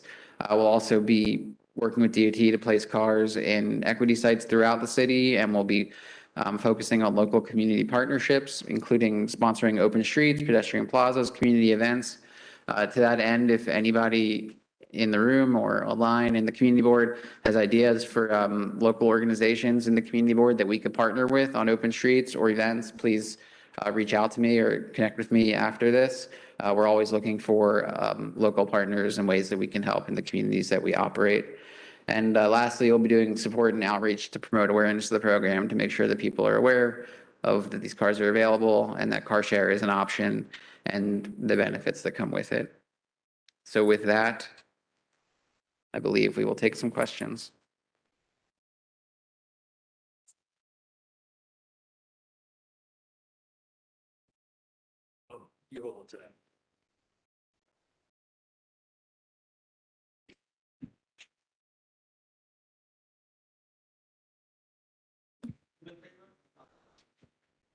In essence of time, if you have a question, just do me a favor, just line up on the mic and we go one at a time, right? But please, instead of me sitting there waiting, if you have a question, just come up right to the middle. Make it fast. I'm telling you, you guys tell me you want me to work on time, we're gonna work on it. Chair Fields, go ahead with your question. Yes, this is a community that already don't have enough parking, and it takes sometimes an hour or two just to find a space. So with those cars coming into the neighborhood, taking away space from us, how is that helping us? You know, it's not helping us at all, because you're taking away parking that we can't afford to lose. We need more parking, not less. The question is, so who's going to take it? I think it's the lead person. So who's the lead person? Stevie, that's you? Yeah, we can all answer it. We hope by giving your community this program, it helps alleviate parking. Hopefully people who perhaps have a car and don't. Can you give her a chance to answer, please? Thank you. So perhaps people who do have cars and don't use those cars every single day for commuting purposes, now will have the opportunity to have access to a car and perhaps won't need to own their car. And this car sharing is a dedicated car share space. It'll give you a place to park. And if you don't use your car every day, perhaps you can use this service. The reason we don't use our car every day and we leave it parked, because we're afraid of losing our space. We leave and we don't come back and find a space. So that doesn't help us at all. All right, good question. You know, I'm sorry, Ms. Thomas, once you're seated and I didn't know that you had a question. Go ahead. So I'm curious, I'm looking at this list of locations. I'm wondering why you haven't considered, for example, Nostrand Avenue from Church to about Albemarle. And the reason I bring that up is because there's a lot of congestion along that corridor because there are a lot of for hire vehicles that double park. And that entire area is just congested. You have no choice but to move into the bus lane and risk a ticket because there's just no way to get around. And I think something like this would alleviate a lot of the need for for hire vehicles double parking along that corridor. Is there some reason you hadn't considered that as part of your plan? So I believe, I believe Nostrand Avenue is metered parking, and that is one of the citing criteria where the car share companies have to cite an unmetered ASP with and/or street cleaning. If I'm correct, okay. Also, so car share is a little, I hear what you're saying, car share operates a little differently than FHV. So with the car share, you're going to get into the car and drive it yourself, as opposed to having someone. No, I understand that. I'm saying to alleviate the need for all the for-hire vehicles double parking along waiting for people to come off the train, if the zip cars or I can't remember the other one, sorry. If the rideshare vehicles were there would be no need for those. Do you understand what I'm saying? There'd be no need for those for hire vehicles to double park waiting for fares because people could access the vehicles along. I get what you're saying. Like, Yeah. so instead of waiting for a dollar cab, the car's right there, just pick it up and use it and go home. Like If people being wanna do there that. would alleviate that traffic, snarl that's made. It can. Bring the car back though. Yeah, Yeah, so the- car share is round trip. So wherever you take the car from, you have to bring it back. You wouldn't just be going somewhere, if that makes sense. So You you would got be it, going from. you return it where you got it from. I got it.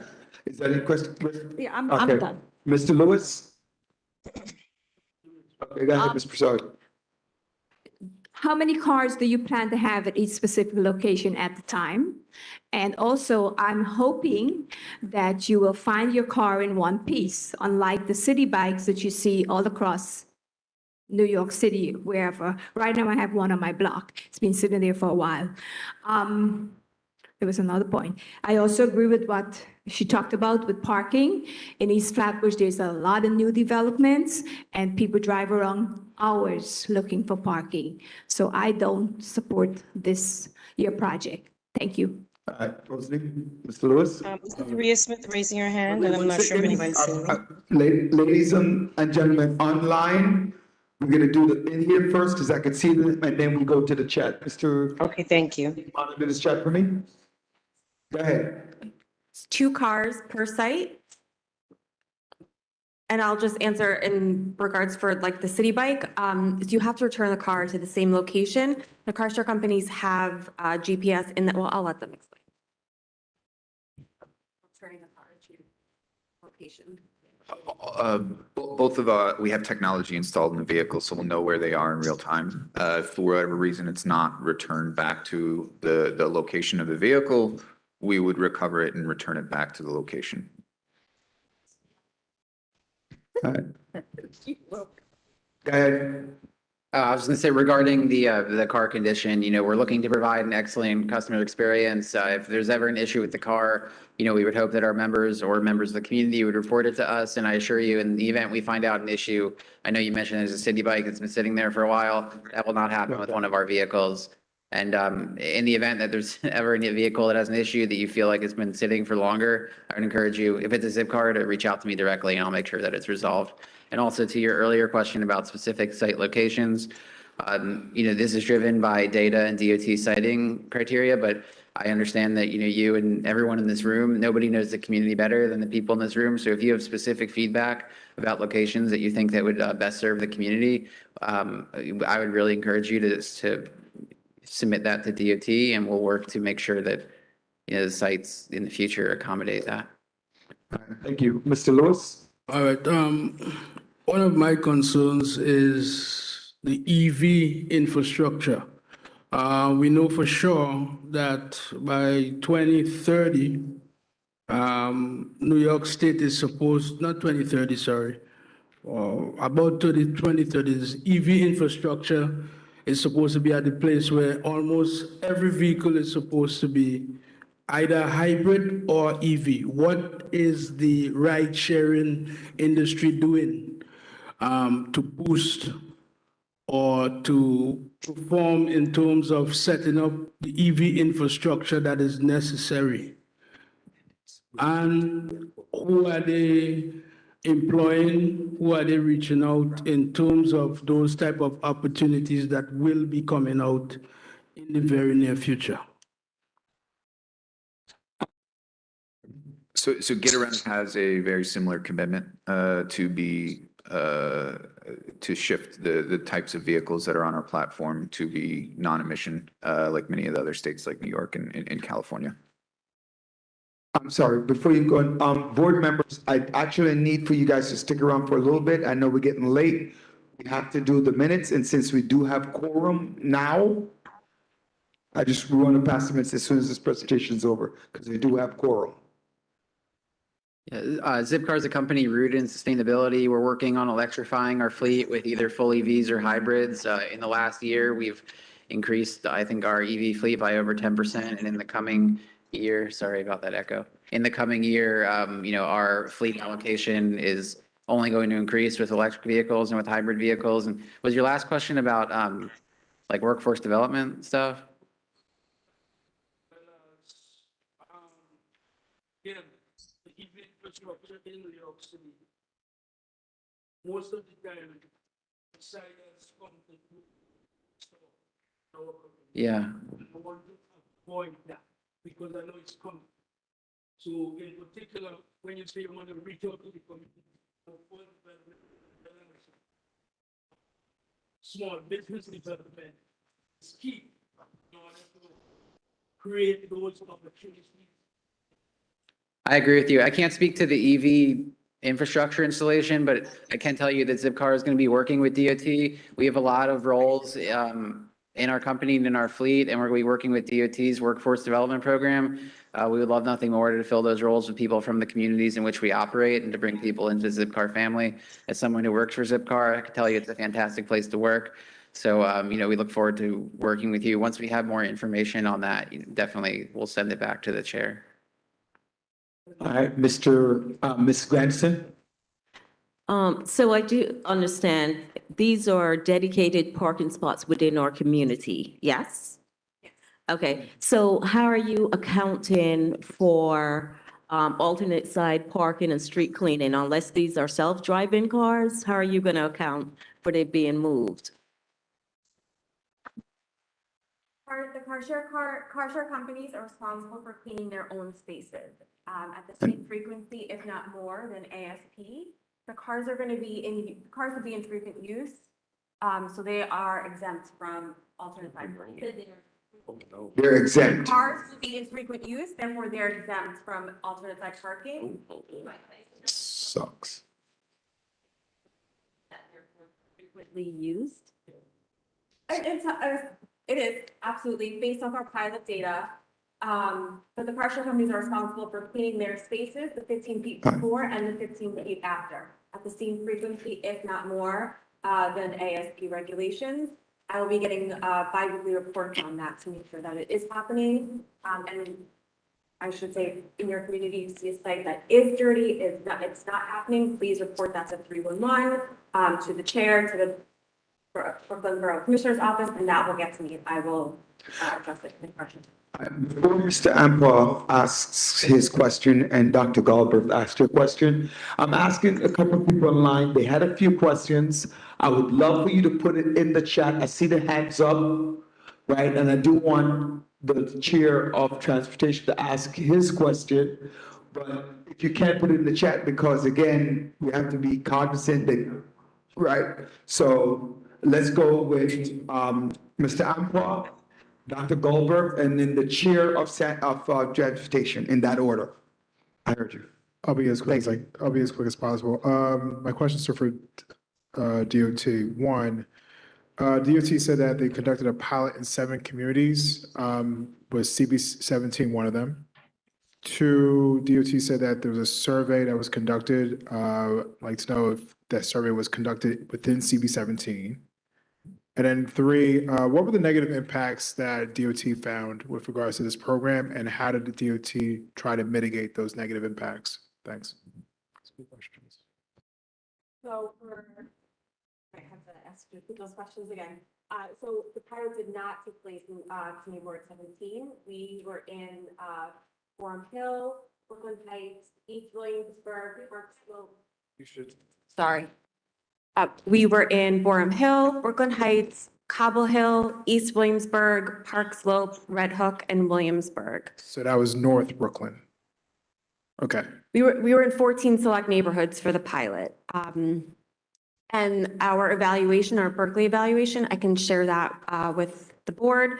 It was overall the 14 neighborhoods of the pilot. So again, it did not account for. So you conducted a survey in North Brooklyn. No, it was in the 14 select neighborhoods that were Upper Manhattan, Bronx, and North Brooklyn, and parts of Queens. Because the pilot wasn't, because CB17 wasn't part of the pilot, it didn't account for CB17. So I think his question, which is not being answered, is, and I think it's also Mr. Lewis's question, which now becomes mine. Why is it placed in the community where it wasn't asked to be in the community? See, that's the question they're asking. That's a direct question. And I'll follow up with that. What's happening is that you're extrapolating what you discovered in different neighborhoods, and then you're applying it to CB17. We're applying, yes, we're applying it citywide, yes. Right. But you're applying it to CB17, right? Yes. Okay. And then the negative impacts that you discovered with the program, what were they, and what did you do to mitigate them? That's a great question. Negative impacts were certainly, we had, a lot of block spaces with the pilot program. A way to mitigate that was we allowed the car share companies to mark the street for better visibility. That reduced block spaces by a lot. I think, I don't have the number off the top of my head, but I think it reduced block spaces by about 70%. So therefore, when you did take a car out, you came back to a space where you could park, as opposed to, again, like everyone has said, driving around. We view the pilot as a success. So I don't know that I have a lot of negative impacts to share.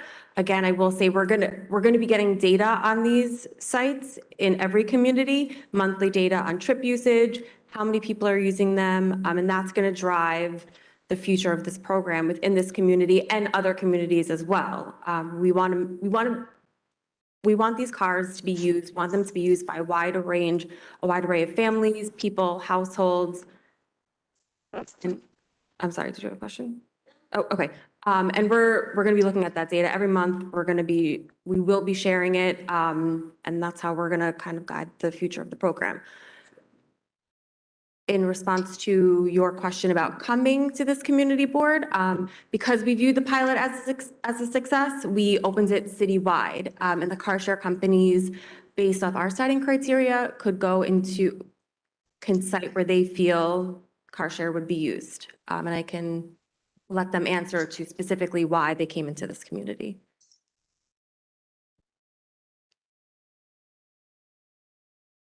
Or if you want to go to this.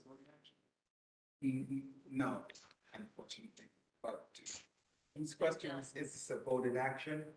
Which obviously you can see the community is upset about it, so. Yes. One second. So community itself is upset overall, right? And they feel, and I'm gonna speak as a chair of the board, they feel intruded upon without prior knowledge to the board, and whether or not it's a good thing or a bad thing, at this point, they don't have data points to show, and the fact that, for me as a West Indian, I would use the word disrespect. That's the word I would use. So that's, we're getting the backlash. All right, so give me 1 second. I do have a question, but I want to take to Dr. Galber, our Chair of Transportation, for a minute. So, Mr. Chair, as well as Mr. Ampar and others have shared some of our concerns, so I won't reiterate and rehash those. I do want to say that I think that we do agree upon the values of equitable access, as well as allowing environmental impact to be reduced in regards to our community. I think the concern is that many times, and maybe this is not you because you weren't not there, but the history or concerning the DOT within this particular community is things are done to as opposed to done with our particular community. And as a result of that, the consideration and our agency is taken away. And so we don't feel as though we have a say and speak to what's taking place within our own community. You've heard the struggles as someone who's lived in this community for a long time and served here. You know the struggles when just trying to find parking and trying to understand when you're trying to juggle responsibilities of jobs and community and responsibility with kids and all those different things. And those pressures are added on. Parking is an added pressure. And so to see that taken away and our agency being taken away as well, to not be able to speak to how we live in our own community is the concern that we're lifted up. And so we wanted just to voice that, speak for myself, but I think I'm also speaking for some of my colleagues here as well to voice that concern in this process. Let's just take his question and you can respond to that, because I do have a follow-up. Everything's along the same. Let me hear from the chair. Can I hear from the Chair of Transportation, Mr. Cormino? Good evening. So my question is, at this point, the presentation is here in front of us. You've come for community feedback. And I remember one of the gentlemen said earlier that if we have any feedback to forward it to DOT and for further projects, it will be taken into consideration. So does that mean at this time, these spots are all set in stone and there's no negotiation and no type of compromise on where these spots will be? And at which point do you plan to implement these spots?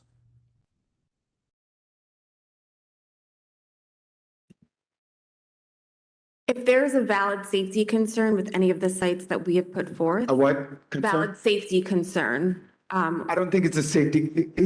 His question is not about the questions on the board, except for Chair Prasad's question. It's not about safety, right? It's about quality of life. It's about, I'm looking at some of these streets. If you pull that screen back up on some of those streets, they can't find parking. Right? They cannot. One of the concerns, I'm gonna bring this up on a follow-up, and I think I'm gonna summarize what everybody's saying. In this neighborhood, we're 2 fear zones. That means that the majority, we have residential neighborhood. So we have 1 apartment complex, which is Flatbush Gardens, 1. Almost everything else is residential. Residential means we're multi-middle class families, that type of range. That means you have 1 to 2 cars per family. If you come in 51st and 5120 Snyder Avenue, it's all residential homes, right? It's all, and there's a fire station across the street. For the 701, residential. Everything up there in Snyder Avenue is residential. East 40th, 238, residential. All single family or 2-family homes, right? I know factually Glenwood Road, there's no space for parking. That much I know, even with the new buildings going up. So the concern here, 1, is that they're moving the space. 2, the community wasn't asked, right? Dr. Garber, good point.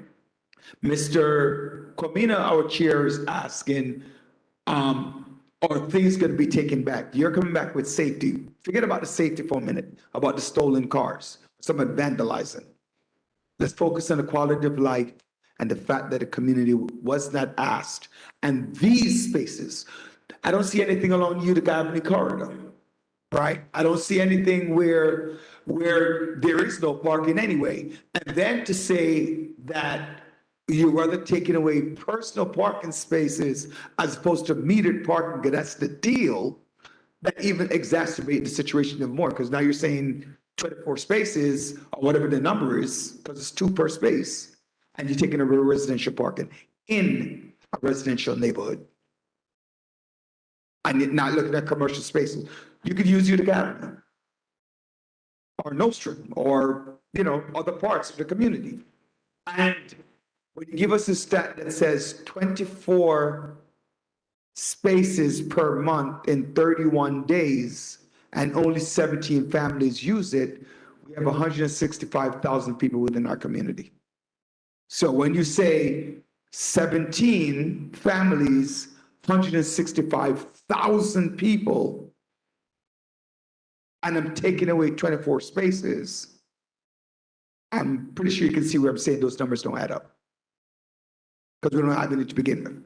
So Mr. Comina asked, is this a conversation where it can be revisited? Or what Dr. Galber said, are we given something that we have no say?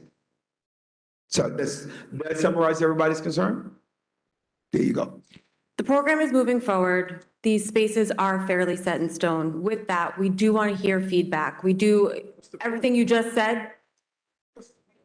Well, just let me finish. No. Sorry.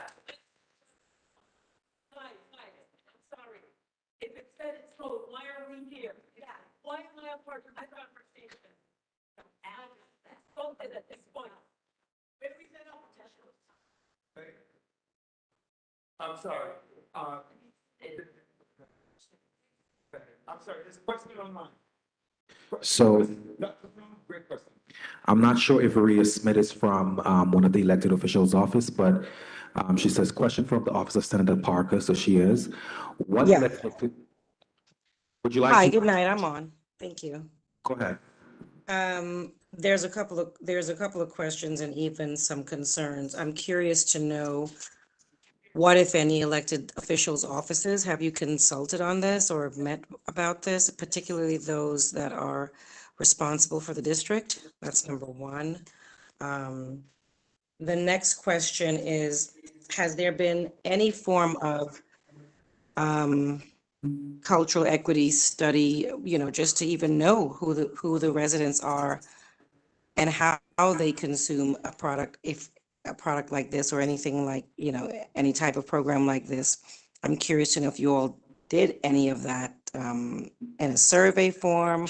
What data are you looking at? Because this particular community is a large West Indian community. It's a completely different type of consumer and user from any other community.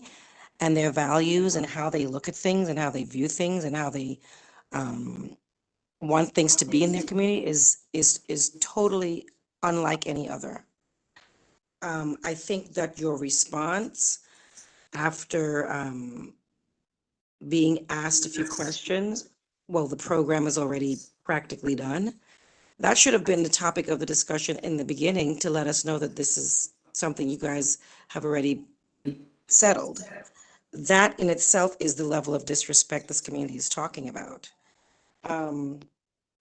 What's the cost for something like this? And how is this program outside of just, reducing admissions and reducing the transportation? How is this benefiting the community in terms of what is the give back? Is there some form of partnership, monetary partnership for beautification? Is there any donations to local schools? I'm just curious to know what you guys have thought out for some of these things. So there's a few things I asked. I'm just curious to know which one of you are going to be able to answer them. So I can answer some of them, and I will let our car share partners answer some of them as well. DOT conducted a travel survey, I believe in 2020. I don't have the exact numbers on me. I can get them to you for low income and limited English speaking people. I can get the exact numbers for this community board in terms of what their travel concerns are, what they're looking for, whether they have access to a car, and how they feel about car share. And I will get those numbers to you tomorrow. I just don't have them with me right now. And I will let the car share companies answer in terms of community partnerships, which is a great suggestion. Thank you, and what they're doing with that. Right, and before they start, just one thing I just remembered. Is there a community rate or senior citizen rate for this program? But I didn't catch that. Is there a community rate or senior citizen rate for these programs? Just senior citizen rate.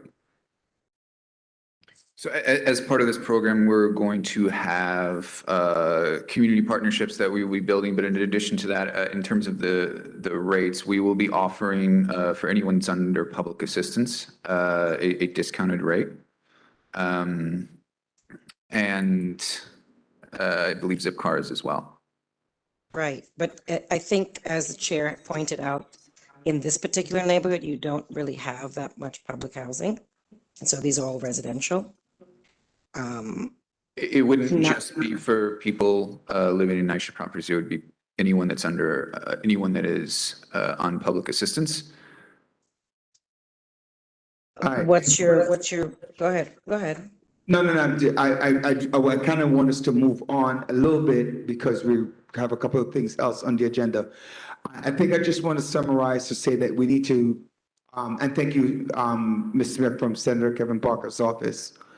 I've been on the board for a number of years, and I think a lot of individuals on the board have been here. You were saying? Yeah.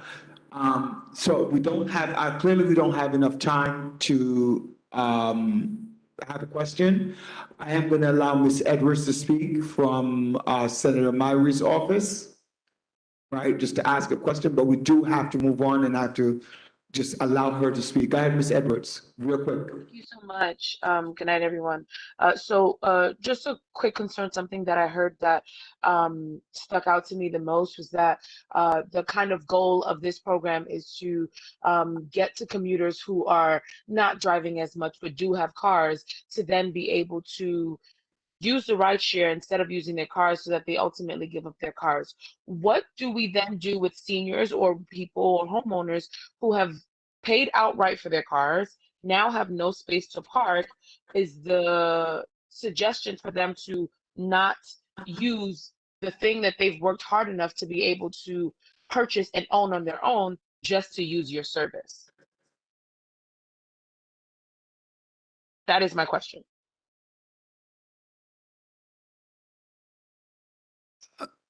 So I think the goal of car sharing is to allow people to live a multimodal or shared mobility lifestyle.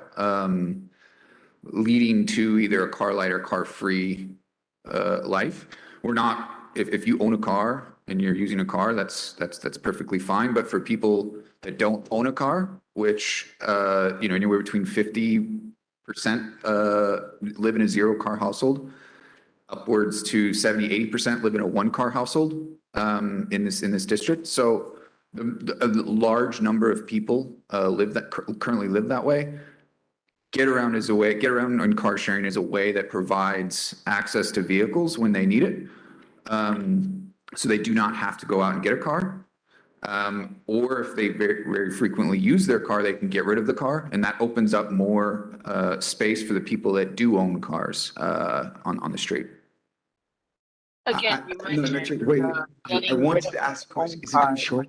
It's short. It's short? Thank you, Portia. Go ahead. Real short. Chair, can you hear me? I think, and I hope I speak on behalf of the whole board, that we can ask you to reach out to our elected officials that represent this area to put have a conversation with DOT before this can move forward. All right, so we do have some of our elected officials, staff online. We have Mr. Robinson, we have Ms. Edwards, we have Ms. Smith. I saw Ms. Juice earlier, and we also have somebody from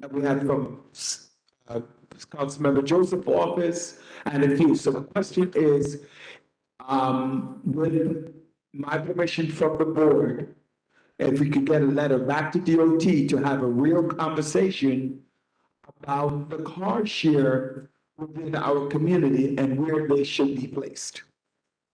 Right, so that's a question that we're gonna go out, because that's a serious question, right? I think the disrespect I think it's at the top of the list, right? But two, the survey had nothing to do with our community, right? It's a different type of, our community is different. And so I think that we would like, and again, as chair of the board, I'm going to speak on behalf of the board. We would like a halt on this or share for a number of reasons. And a conversation with this community to discuss the needs assessment for our community and what happens here. And even if we agree to it, because I'm sure that people will use it, where should it go? Not to pick these places necessarily that interferes with our local residents. That's what we're asking for. If we cannot get that, then there's no purpose. I will tell you up front, there's no more purpose for us to ever even have a conversation with DOT. Because that's what it is. So that's what we ask for. Now that we're shutting it down, we want a real conversation. Okay, it's not that cost you, right, exactly. It's not that it doesn't make sense. It's a real conversation about how it's done.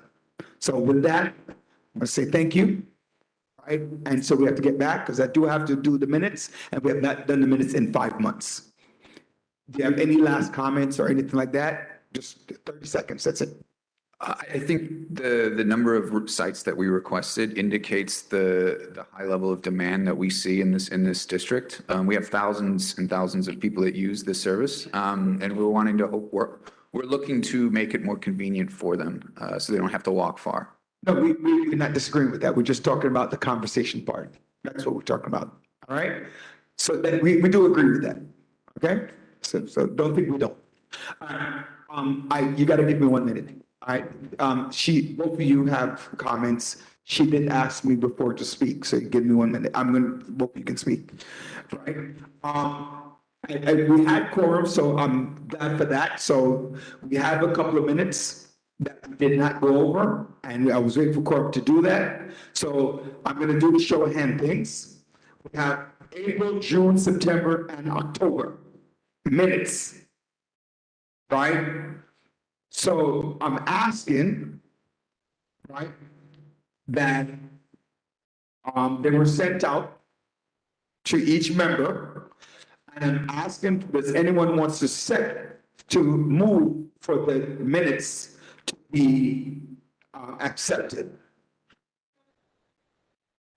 Is that all of the 1, 2, 3, 4 months? All 4 months. Can I get somebody to second? Yes, Gail, you have a face. We had quorum. We actually had to, we did. Once we have quorum, once quorum is, yes.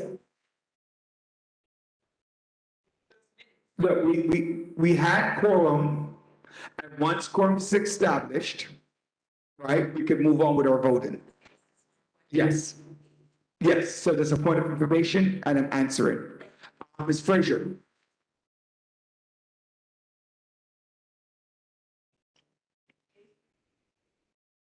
Okay, right, because I know I didn't see that, but I was just confirming. So April, June, and September. Those are completed. They were sent to you in October.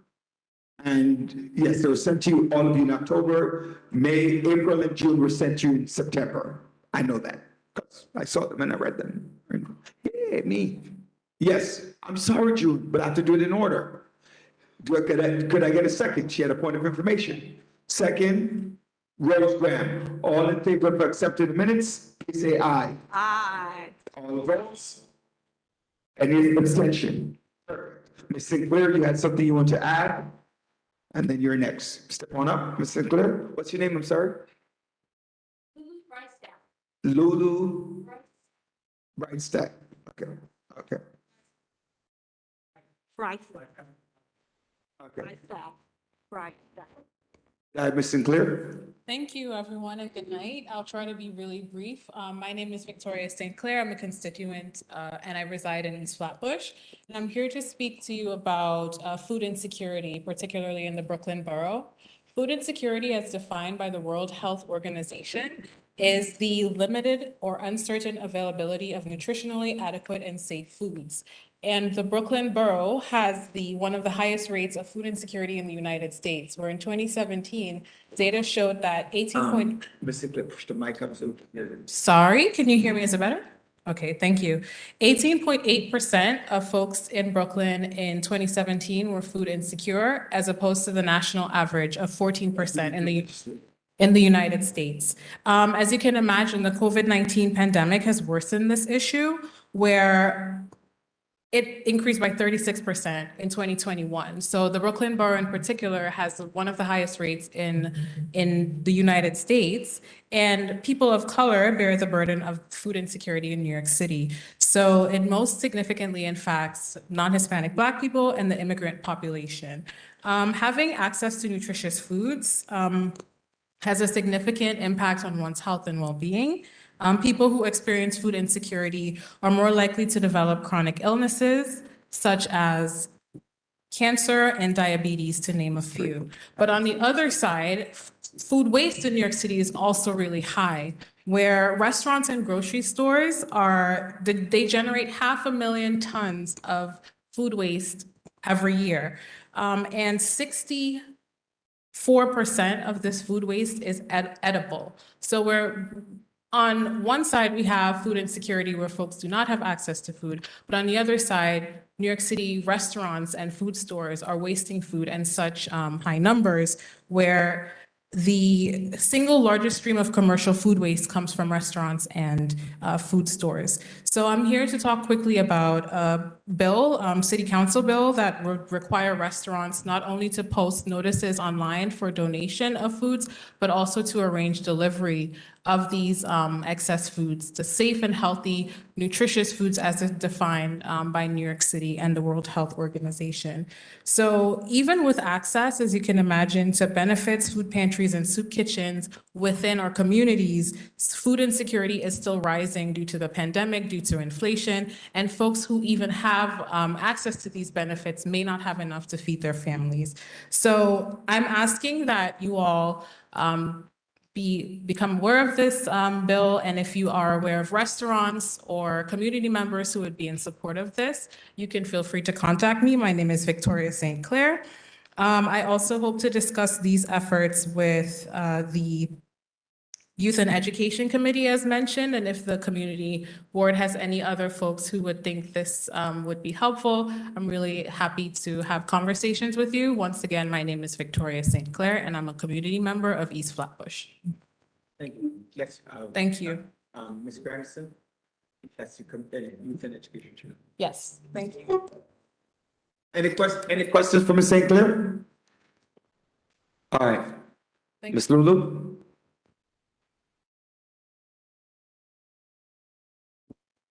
Hi, thank you so much. Can you hear me? Yes. Great, okay.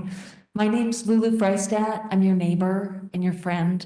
I live at 135 East 32nd Street on East 32nd between Snyder and Tilden.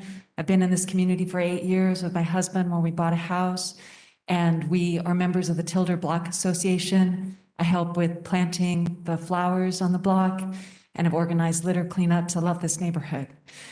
And I also want to say that my family has been longtime civil rights activists. My mother helped elect the first Black city council leader in Newark, New Jersey, actually in the 50s. And I grew up with that ethic in my family.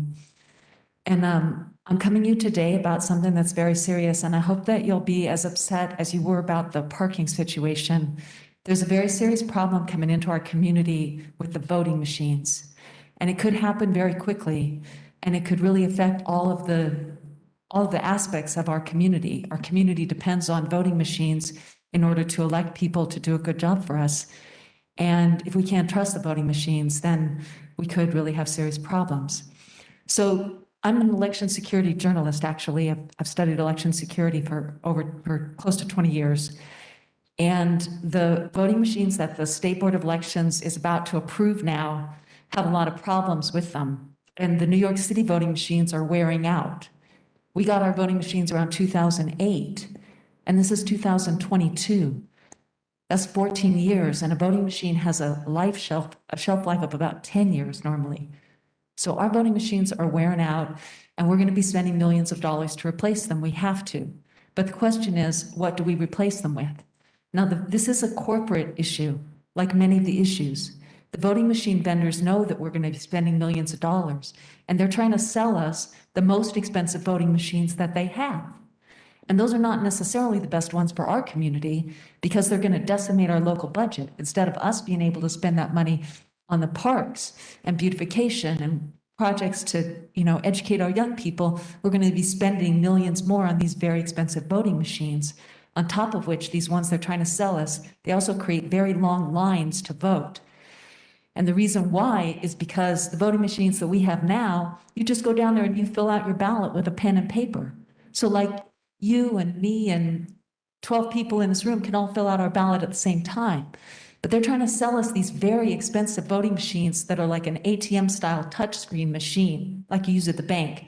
And you know how when you're at the bank and there's only 2 touchscreen like ATMs and 2 of them are broken and the line to get your cash is like around the block. That's how our voting machine lines are going to be. And we know that because where they're used in other states, like in Georgia, they have had lines to vote as long as 10 hours. So they're very expensive. They cause long lines. And on top of that, security experts say that they're not secure. In my opinion, they're designed for cheating because the ballot is a blank piece of paper. And I'm not kidding you. There's no printed ballot. It's a blank piece of paper, and you could get it online and cut it in half and just cut the tab of the corner off and you have a ballot. So these are very, very seriously problematic voting machines, and this could be happening very fast. The first one of these machines is scheduled to be approved by the New York State Board of Elections in February.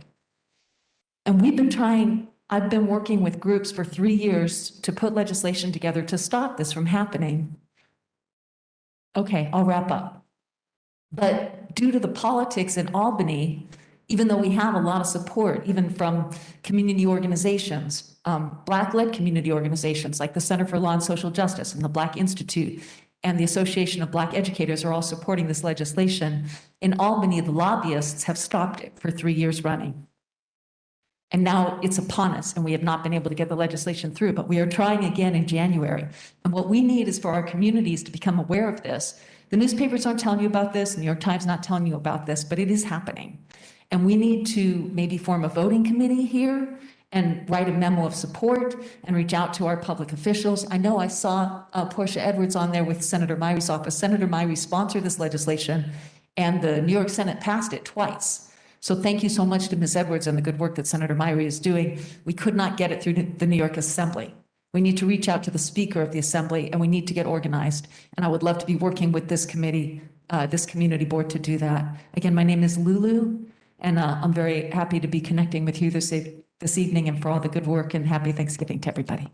All right, thank you, Ms. Lulu. I'm going to refer you back to the Social Services Committee. Ms. Rhonda Joseph, you can speak to Ms. Frazier, see when they meet. And at that point, you guys can come up with a resolution that can come back to the board for discussion. So the social service, I think, what is that, the fourth Monday? I'm not sure, but Ms. Frazier, right, they can tell you. All right, we just need to move fast. It's happening in February, and we got to try to get the legislation through in January. I'm sorry, say it again. So, the voting machine, the first one of this type is being approved in February probably, so we Right, just so need to move quickly. So the Social Service Committee that will meet, right, once it meets, you can discuss it, but just see Ms. Frazier for her to tell you when the social service, and then you come up with a resolution through the Social Service Committee and then bring it right back to the board. Ms. Frazier's right there. So much. All right, no problem, Mr. Lou. There are a couple of presentations that legislative session. So I'm going to ask the people from the legislative session to give us just 1 minute. Because the other presentation, transportation, took a great deal of time. So I'm asking just for 1 minute. I'm just going to call you as I see your name. Right? So I see Dalton Robinson. Very quickly, 1 minute. All the legislative people, please unmute your mics. Dalton? Okay, Portia Edwards? Yes. I'm here. Is that Dalton? Yes, Mr. Robinson, is that you speaking? Yes. Go ahead, sir. Good evening, everyone. Sorry I was not there in person. I was told that I could meet online, so I stayed home instead and coming there. But nonetheless, let me just wish each and every one of us happy Thanksgiving coming up. That will be my birthday, so I have it double on that day. Yes, two bit of information I just want to share with the board and invite the board members to come and participate and share with the member on November 19th at 11 a.m. at PSIS 109 1001 East 45th Street. Is having her Vital Voice community meeting. This is where, as an elected official, she talk about her vision for the community, get your ideas about community resources and how best she can help us with issues, or the community with issues that they have. I'll get back to that discussion we had a little earlier. And then on November 24th, there is a grab and go Thanksgiving meal that is being done in association with Everything Grilled, located at 1367 Utica Avenue, and that is between 1 to 3 p.m. So if there's anybody in the community who would need a meal on Thanksgiving Day, they can go by Everything Grilled, 1367 Utica Avenue, to grab a meal and go. Regarding that meeting with the transportation that you had, yes, I was listening very keenly. And personally, I know I have a problem even getting parked when I even have to run an errand and come back. So that is something personal I would not want to support, but then I'll have to discuss that with a member. And yes, as the elected officials for the area, we do need to combine our efforts and make sure that we have a serious discussion on this issue. So I'll definitely be discussing the matter with the member. Thank you very much. Our office located at 903 Utica Avenue. The telephone number 718-385-3336. Any constituent or issue that you think we can assist you with, please do not hesitate to call. All right, thank you, Mr. Robinson. Can you please type that in the chat? Again, I'm asking Mr. Robinson, who's a bad student in school, 1 minute. Oh, I didn't hear the one. I'm so sorry. Please type your contact information in the chat, please. Okay. Serena DeJeus, Councilmember Lewis's office.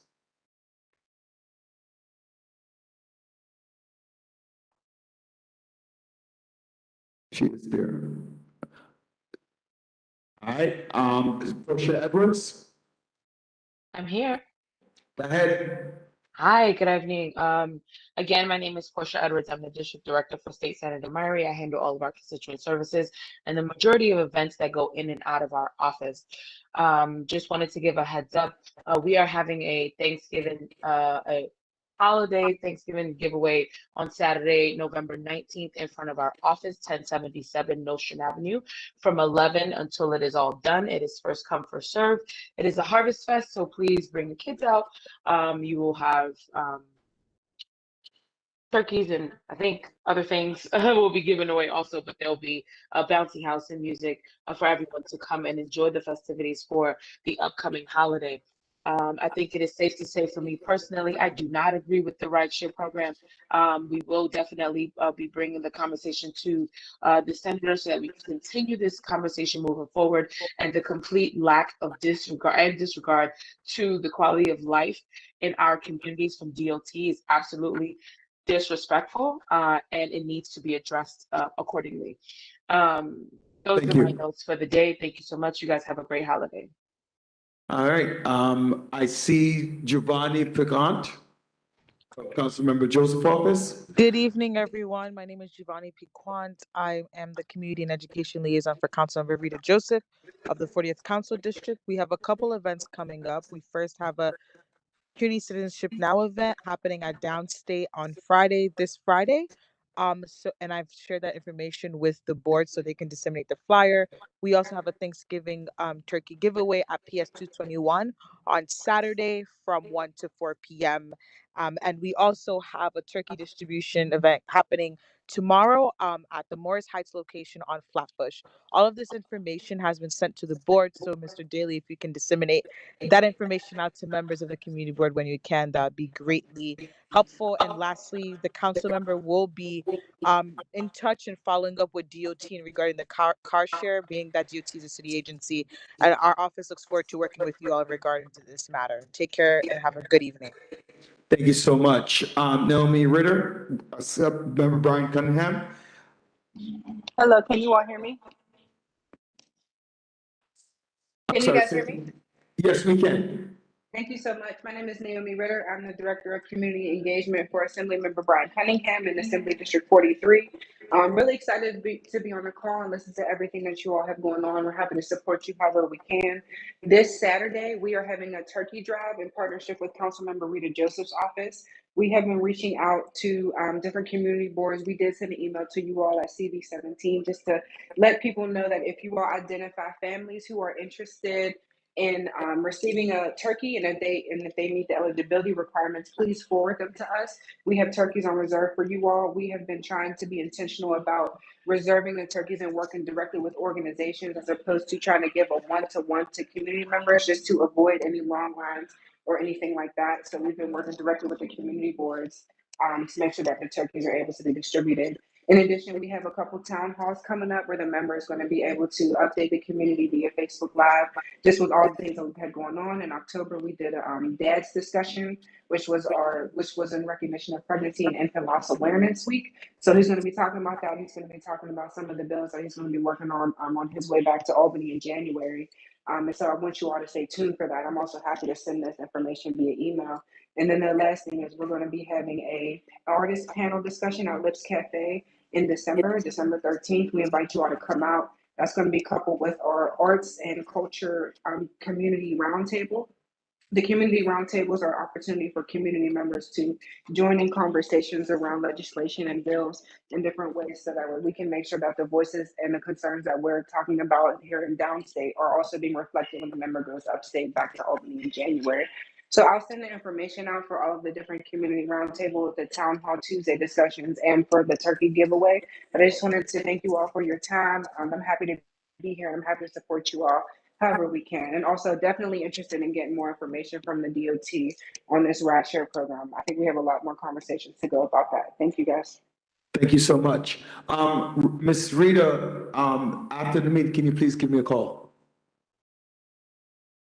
Ms. Rita, Naomi? Yes, absolutely. Okay, after the meeting, thank you. I don't see any other reps' name up there. Hi, this is Rachel from Congresswoman Yvette Clark's office. From whose office? Congresswoman Yvette Clark. Okay, thank you. Go ahead, Ms. O'Neill. Hi, so I just have several updates. The office is currently in the process of participating in a congressional app challenge where we had several groups from several different schools to submit their applications. And so we're in the process of doing that for the first time since everything is open back up. Also, to advisement that the IRS is currently announcing that they're hiring 700 new employees across the country. They've recently hired 4,000 people to fill customer service roles, and that's to help the taxpayer advocates across the country. I'll put that information in the chat. Also, Department of Education and the Center for Disease Control, they are working together through STEM programs to help high school students learn more and pursue healthcare careers in STEM. I'll add that information in the chat.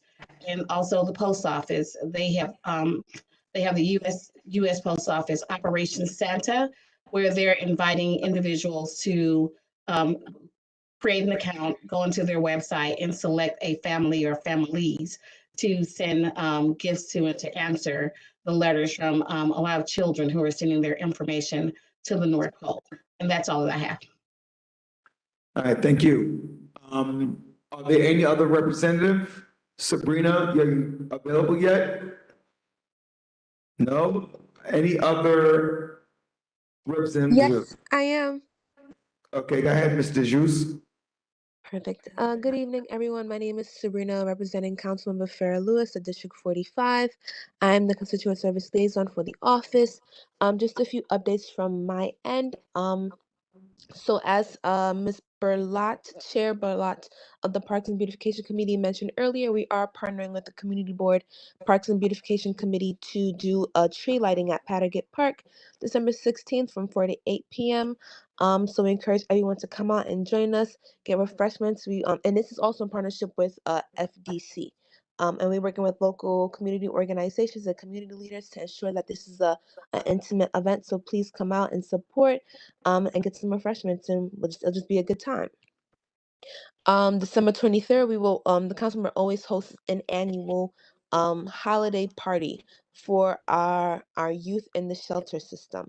So December 23rd will be the date that we have solidified to do our holiday party in partnership with KNO Manor and Jump in Enrichment. This is at KNO Manor right by Glenwood. Further details will be provided once for next month. We will share the flyer with everyone along with bring physical flyers for the next meeting. And just to let you guys know, we are working in conjunction with Community Board 17 to host a meeting about with DOT. We're looking to host a meeting with DOT to talk about the bike network expansion proposal. I'm not sure if everyone is fully aware about this, but they're trying to incorporate various bike lanes throughout the district, especially in Community Board 17. And there's just some concerns that the council member, her staff, and Community Board 17 has raised to the Department of Transportation.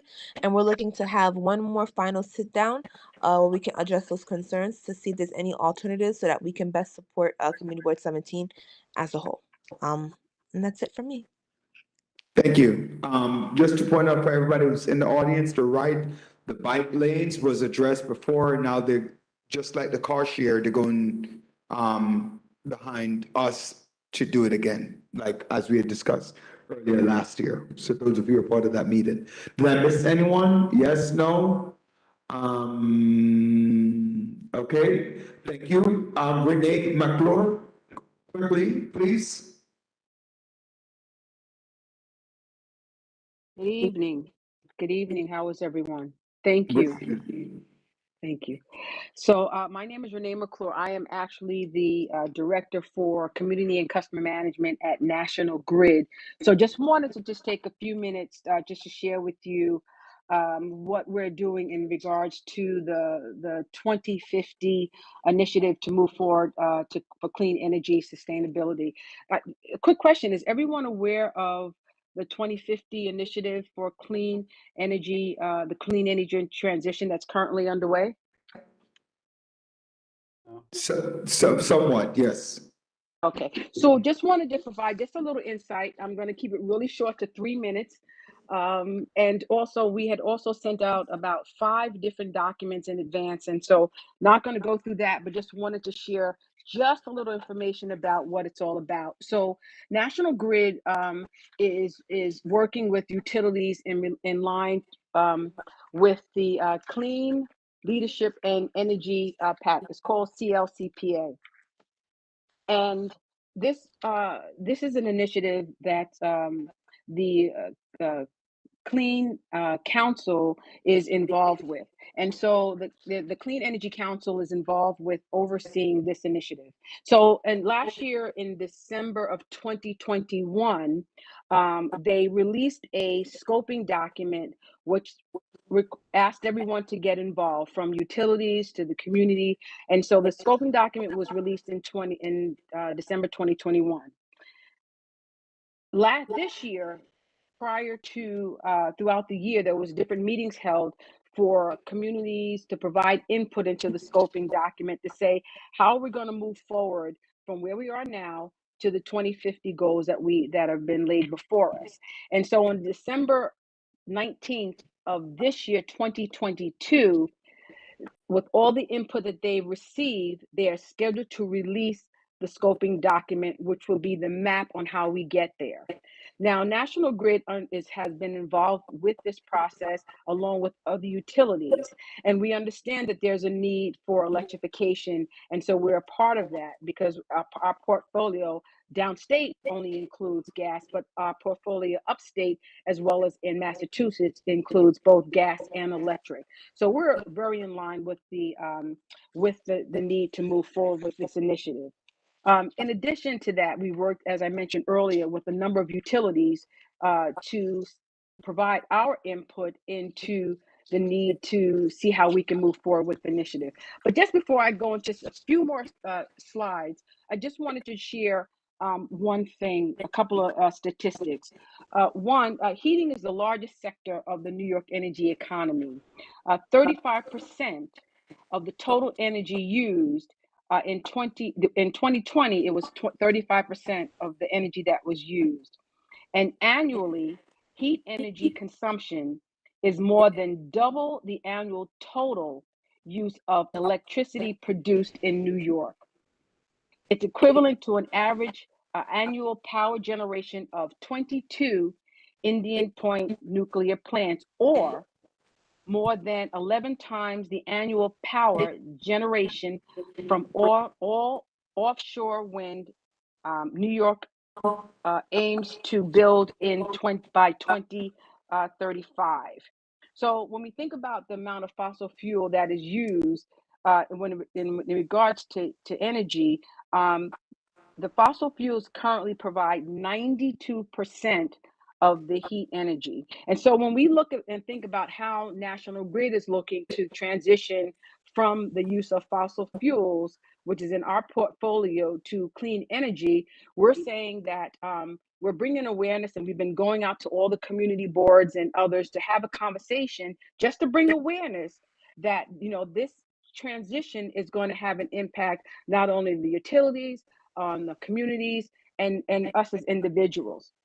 And so what we're saying primarily is to understand and raise awareness on what we're trying to do. We totally believe in electrification. We're aligned with that process. However, we believe that communities should have a choice in this process. And so, in addition to electrification, we're asking that RNG, or renewable natural gas, be a part of the equation. We're asking for hydrogen and blended hydrogen being a part of that process. We're looking for other options for customers to have a choice in how they want to move forward with this transition. So I'm just going to leave you with 3 different things, and we're more than welcome to come back and talk about in more detail, because I know you've had a lot of things occurring this evening. So, but we just have 3 core messages that we want to leave. One, the choices that we're asking We were asking for choices to be made or be allowed to be included in the this scoping document that would allow for affordability and choice. We need to keep prices down and give New Yorkers, you, our customers, the freedom to choose what works best for you. We're looking at supply. We cannot meet New York's clean energy goals with just wind and solar. We need to use all the tools at our disposal. That's geothermal, that's wind, that's solar, that's wind and solar, that's renewable natural gas, all those hydrogen blends. We need to consider all those things to be a part of the final move towards this sustainability process. And then economic growth is the last one. We cannot let the clean energy transition undermine economic growth and put New Yorkers out of work. So what we're just doing is speaking to all the community boards, just bringing this awareness to say, this is happening. If you haven't had an opportunity to, dive into a little bit more of what this transition is all about, we just wanted to bring the awareness to the community boards that we serve. That's it. Thank you so much. Ms. McClure, is it feasible that you can shoot me an email or our district manager so we can forward some of this information to the board members who are not here or who might have missed this information? Okay, so we sent about 5 documents to the community board meeting. Okay, I don't remember receiving it, but maybe it was sent, but I don't remember receiving it. So send it to CB17 chairperson. Okay, hold on one second. Let me just write that down. Oh, would you mind putting? No, I'm on my phone, so it's a little difficult for me to. It's easy to remember. Community Board 17. Okay, Ms. Frazier will forward it to you. My email. All right. With that being said, is there anybody on the web that had something to say that did not get a chance and got, please, 30 seconds. It's 10 o'clock, 10:10. 30 seconds. Anybody on the line? I'm giving everybody an opportunity to speak. I know, like my first vice chair is like, no, don't do that. All right, with that being said, there's no old business, no new business. Is there any special report board members? No.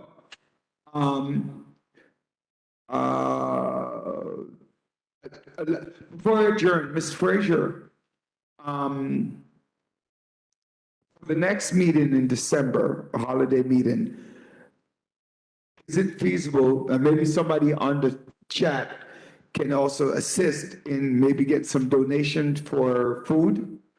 And then we could provide, like, somebody could grab something to eat. It's a Christmas holiday.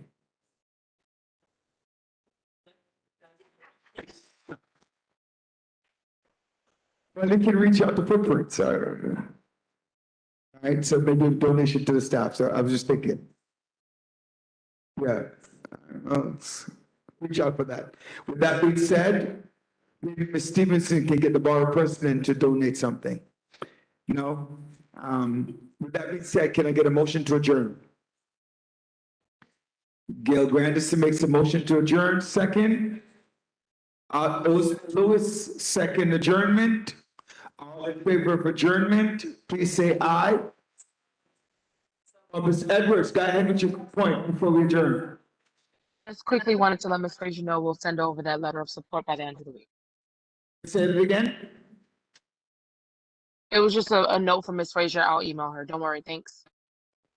The note from Ms. Frazier that you will donate? No, not about donating. I'll email her about the letter of support.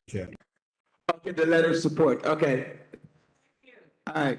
Thank you. And also, all of the electeds, please be reminded that we're looking for the conversation. So if all of you could shoot me an email, maybe we could do a meeting, just talk about this car share. So looking for that. That's obviously a concern of our community.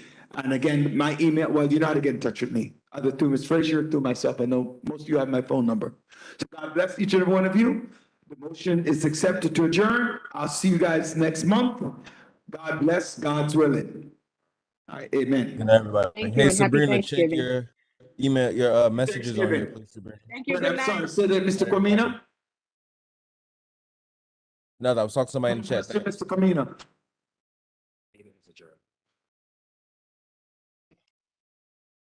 Okay, meeting, all right, thank you. You can give me a call. Even a little bit about car share, I want to be in that Um. So I'm deeply concerned about the car share, and the attendance. Uh-huh, yeah. So.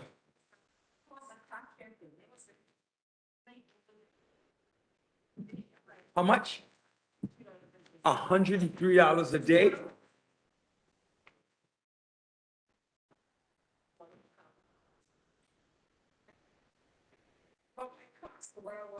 $102 a day?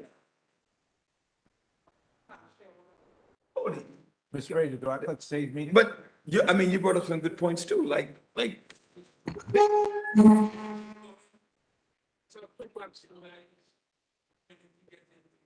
Ms. Frazier, do I have saved meeting? Do I have saved meeting files? You don't want to save it locally, right? It's gonna save online? I just hit that? She's usually saving the club. So I just end the meeting and that's it? It wasn't being recorded? No, it was. I stopped the recording. Oh, okay. Yeah, I think she said she records it on cloud. So she should be able to pull it up. So we just end it. Yeah.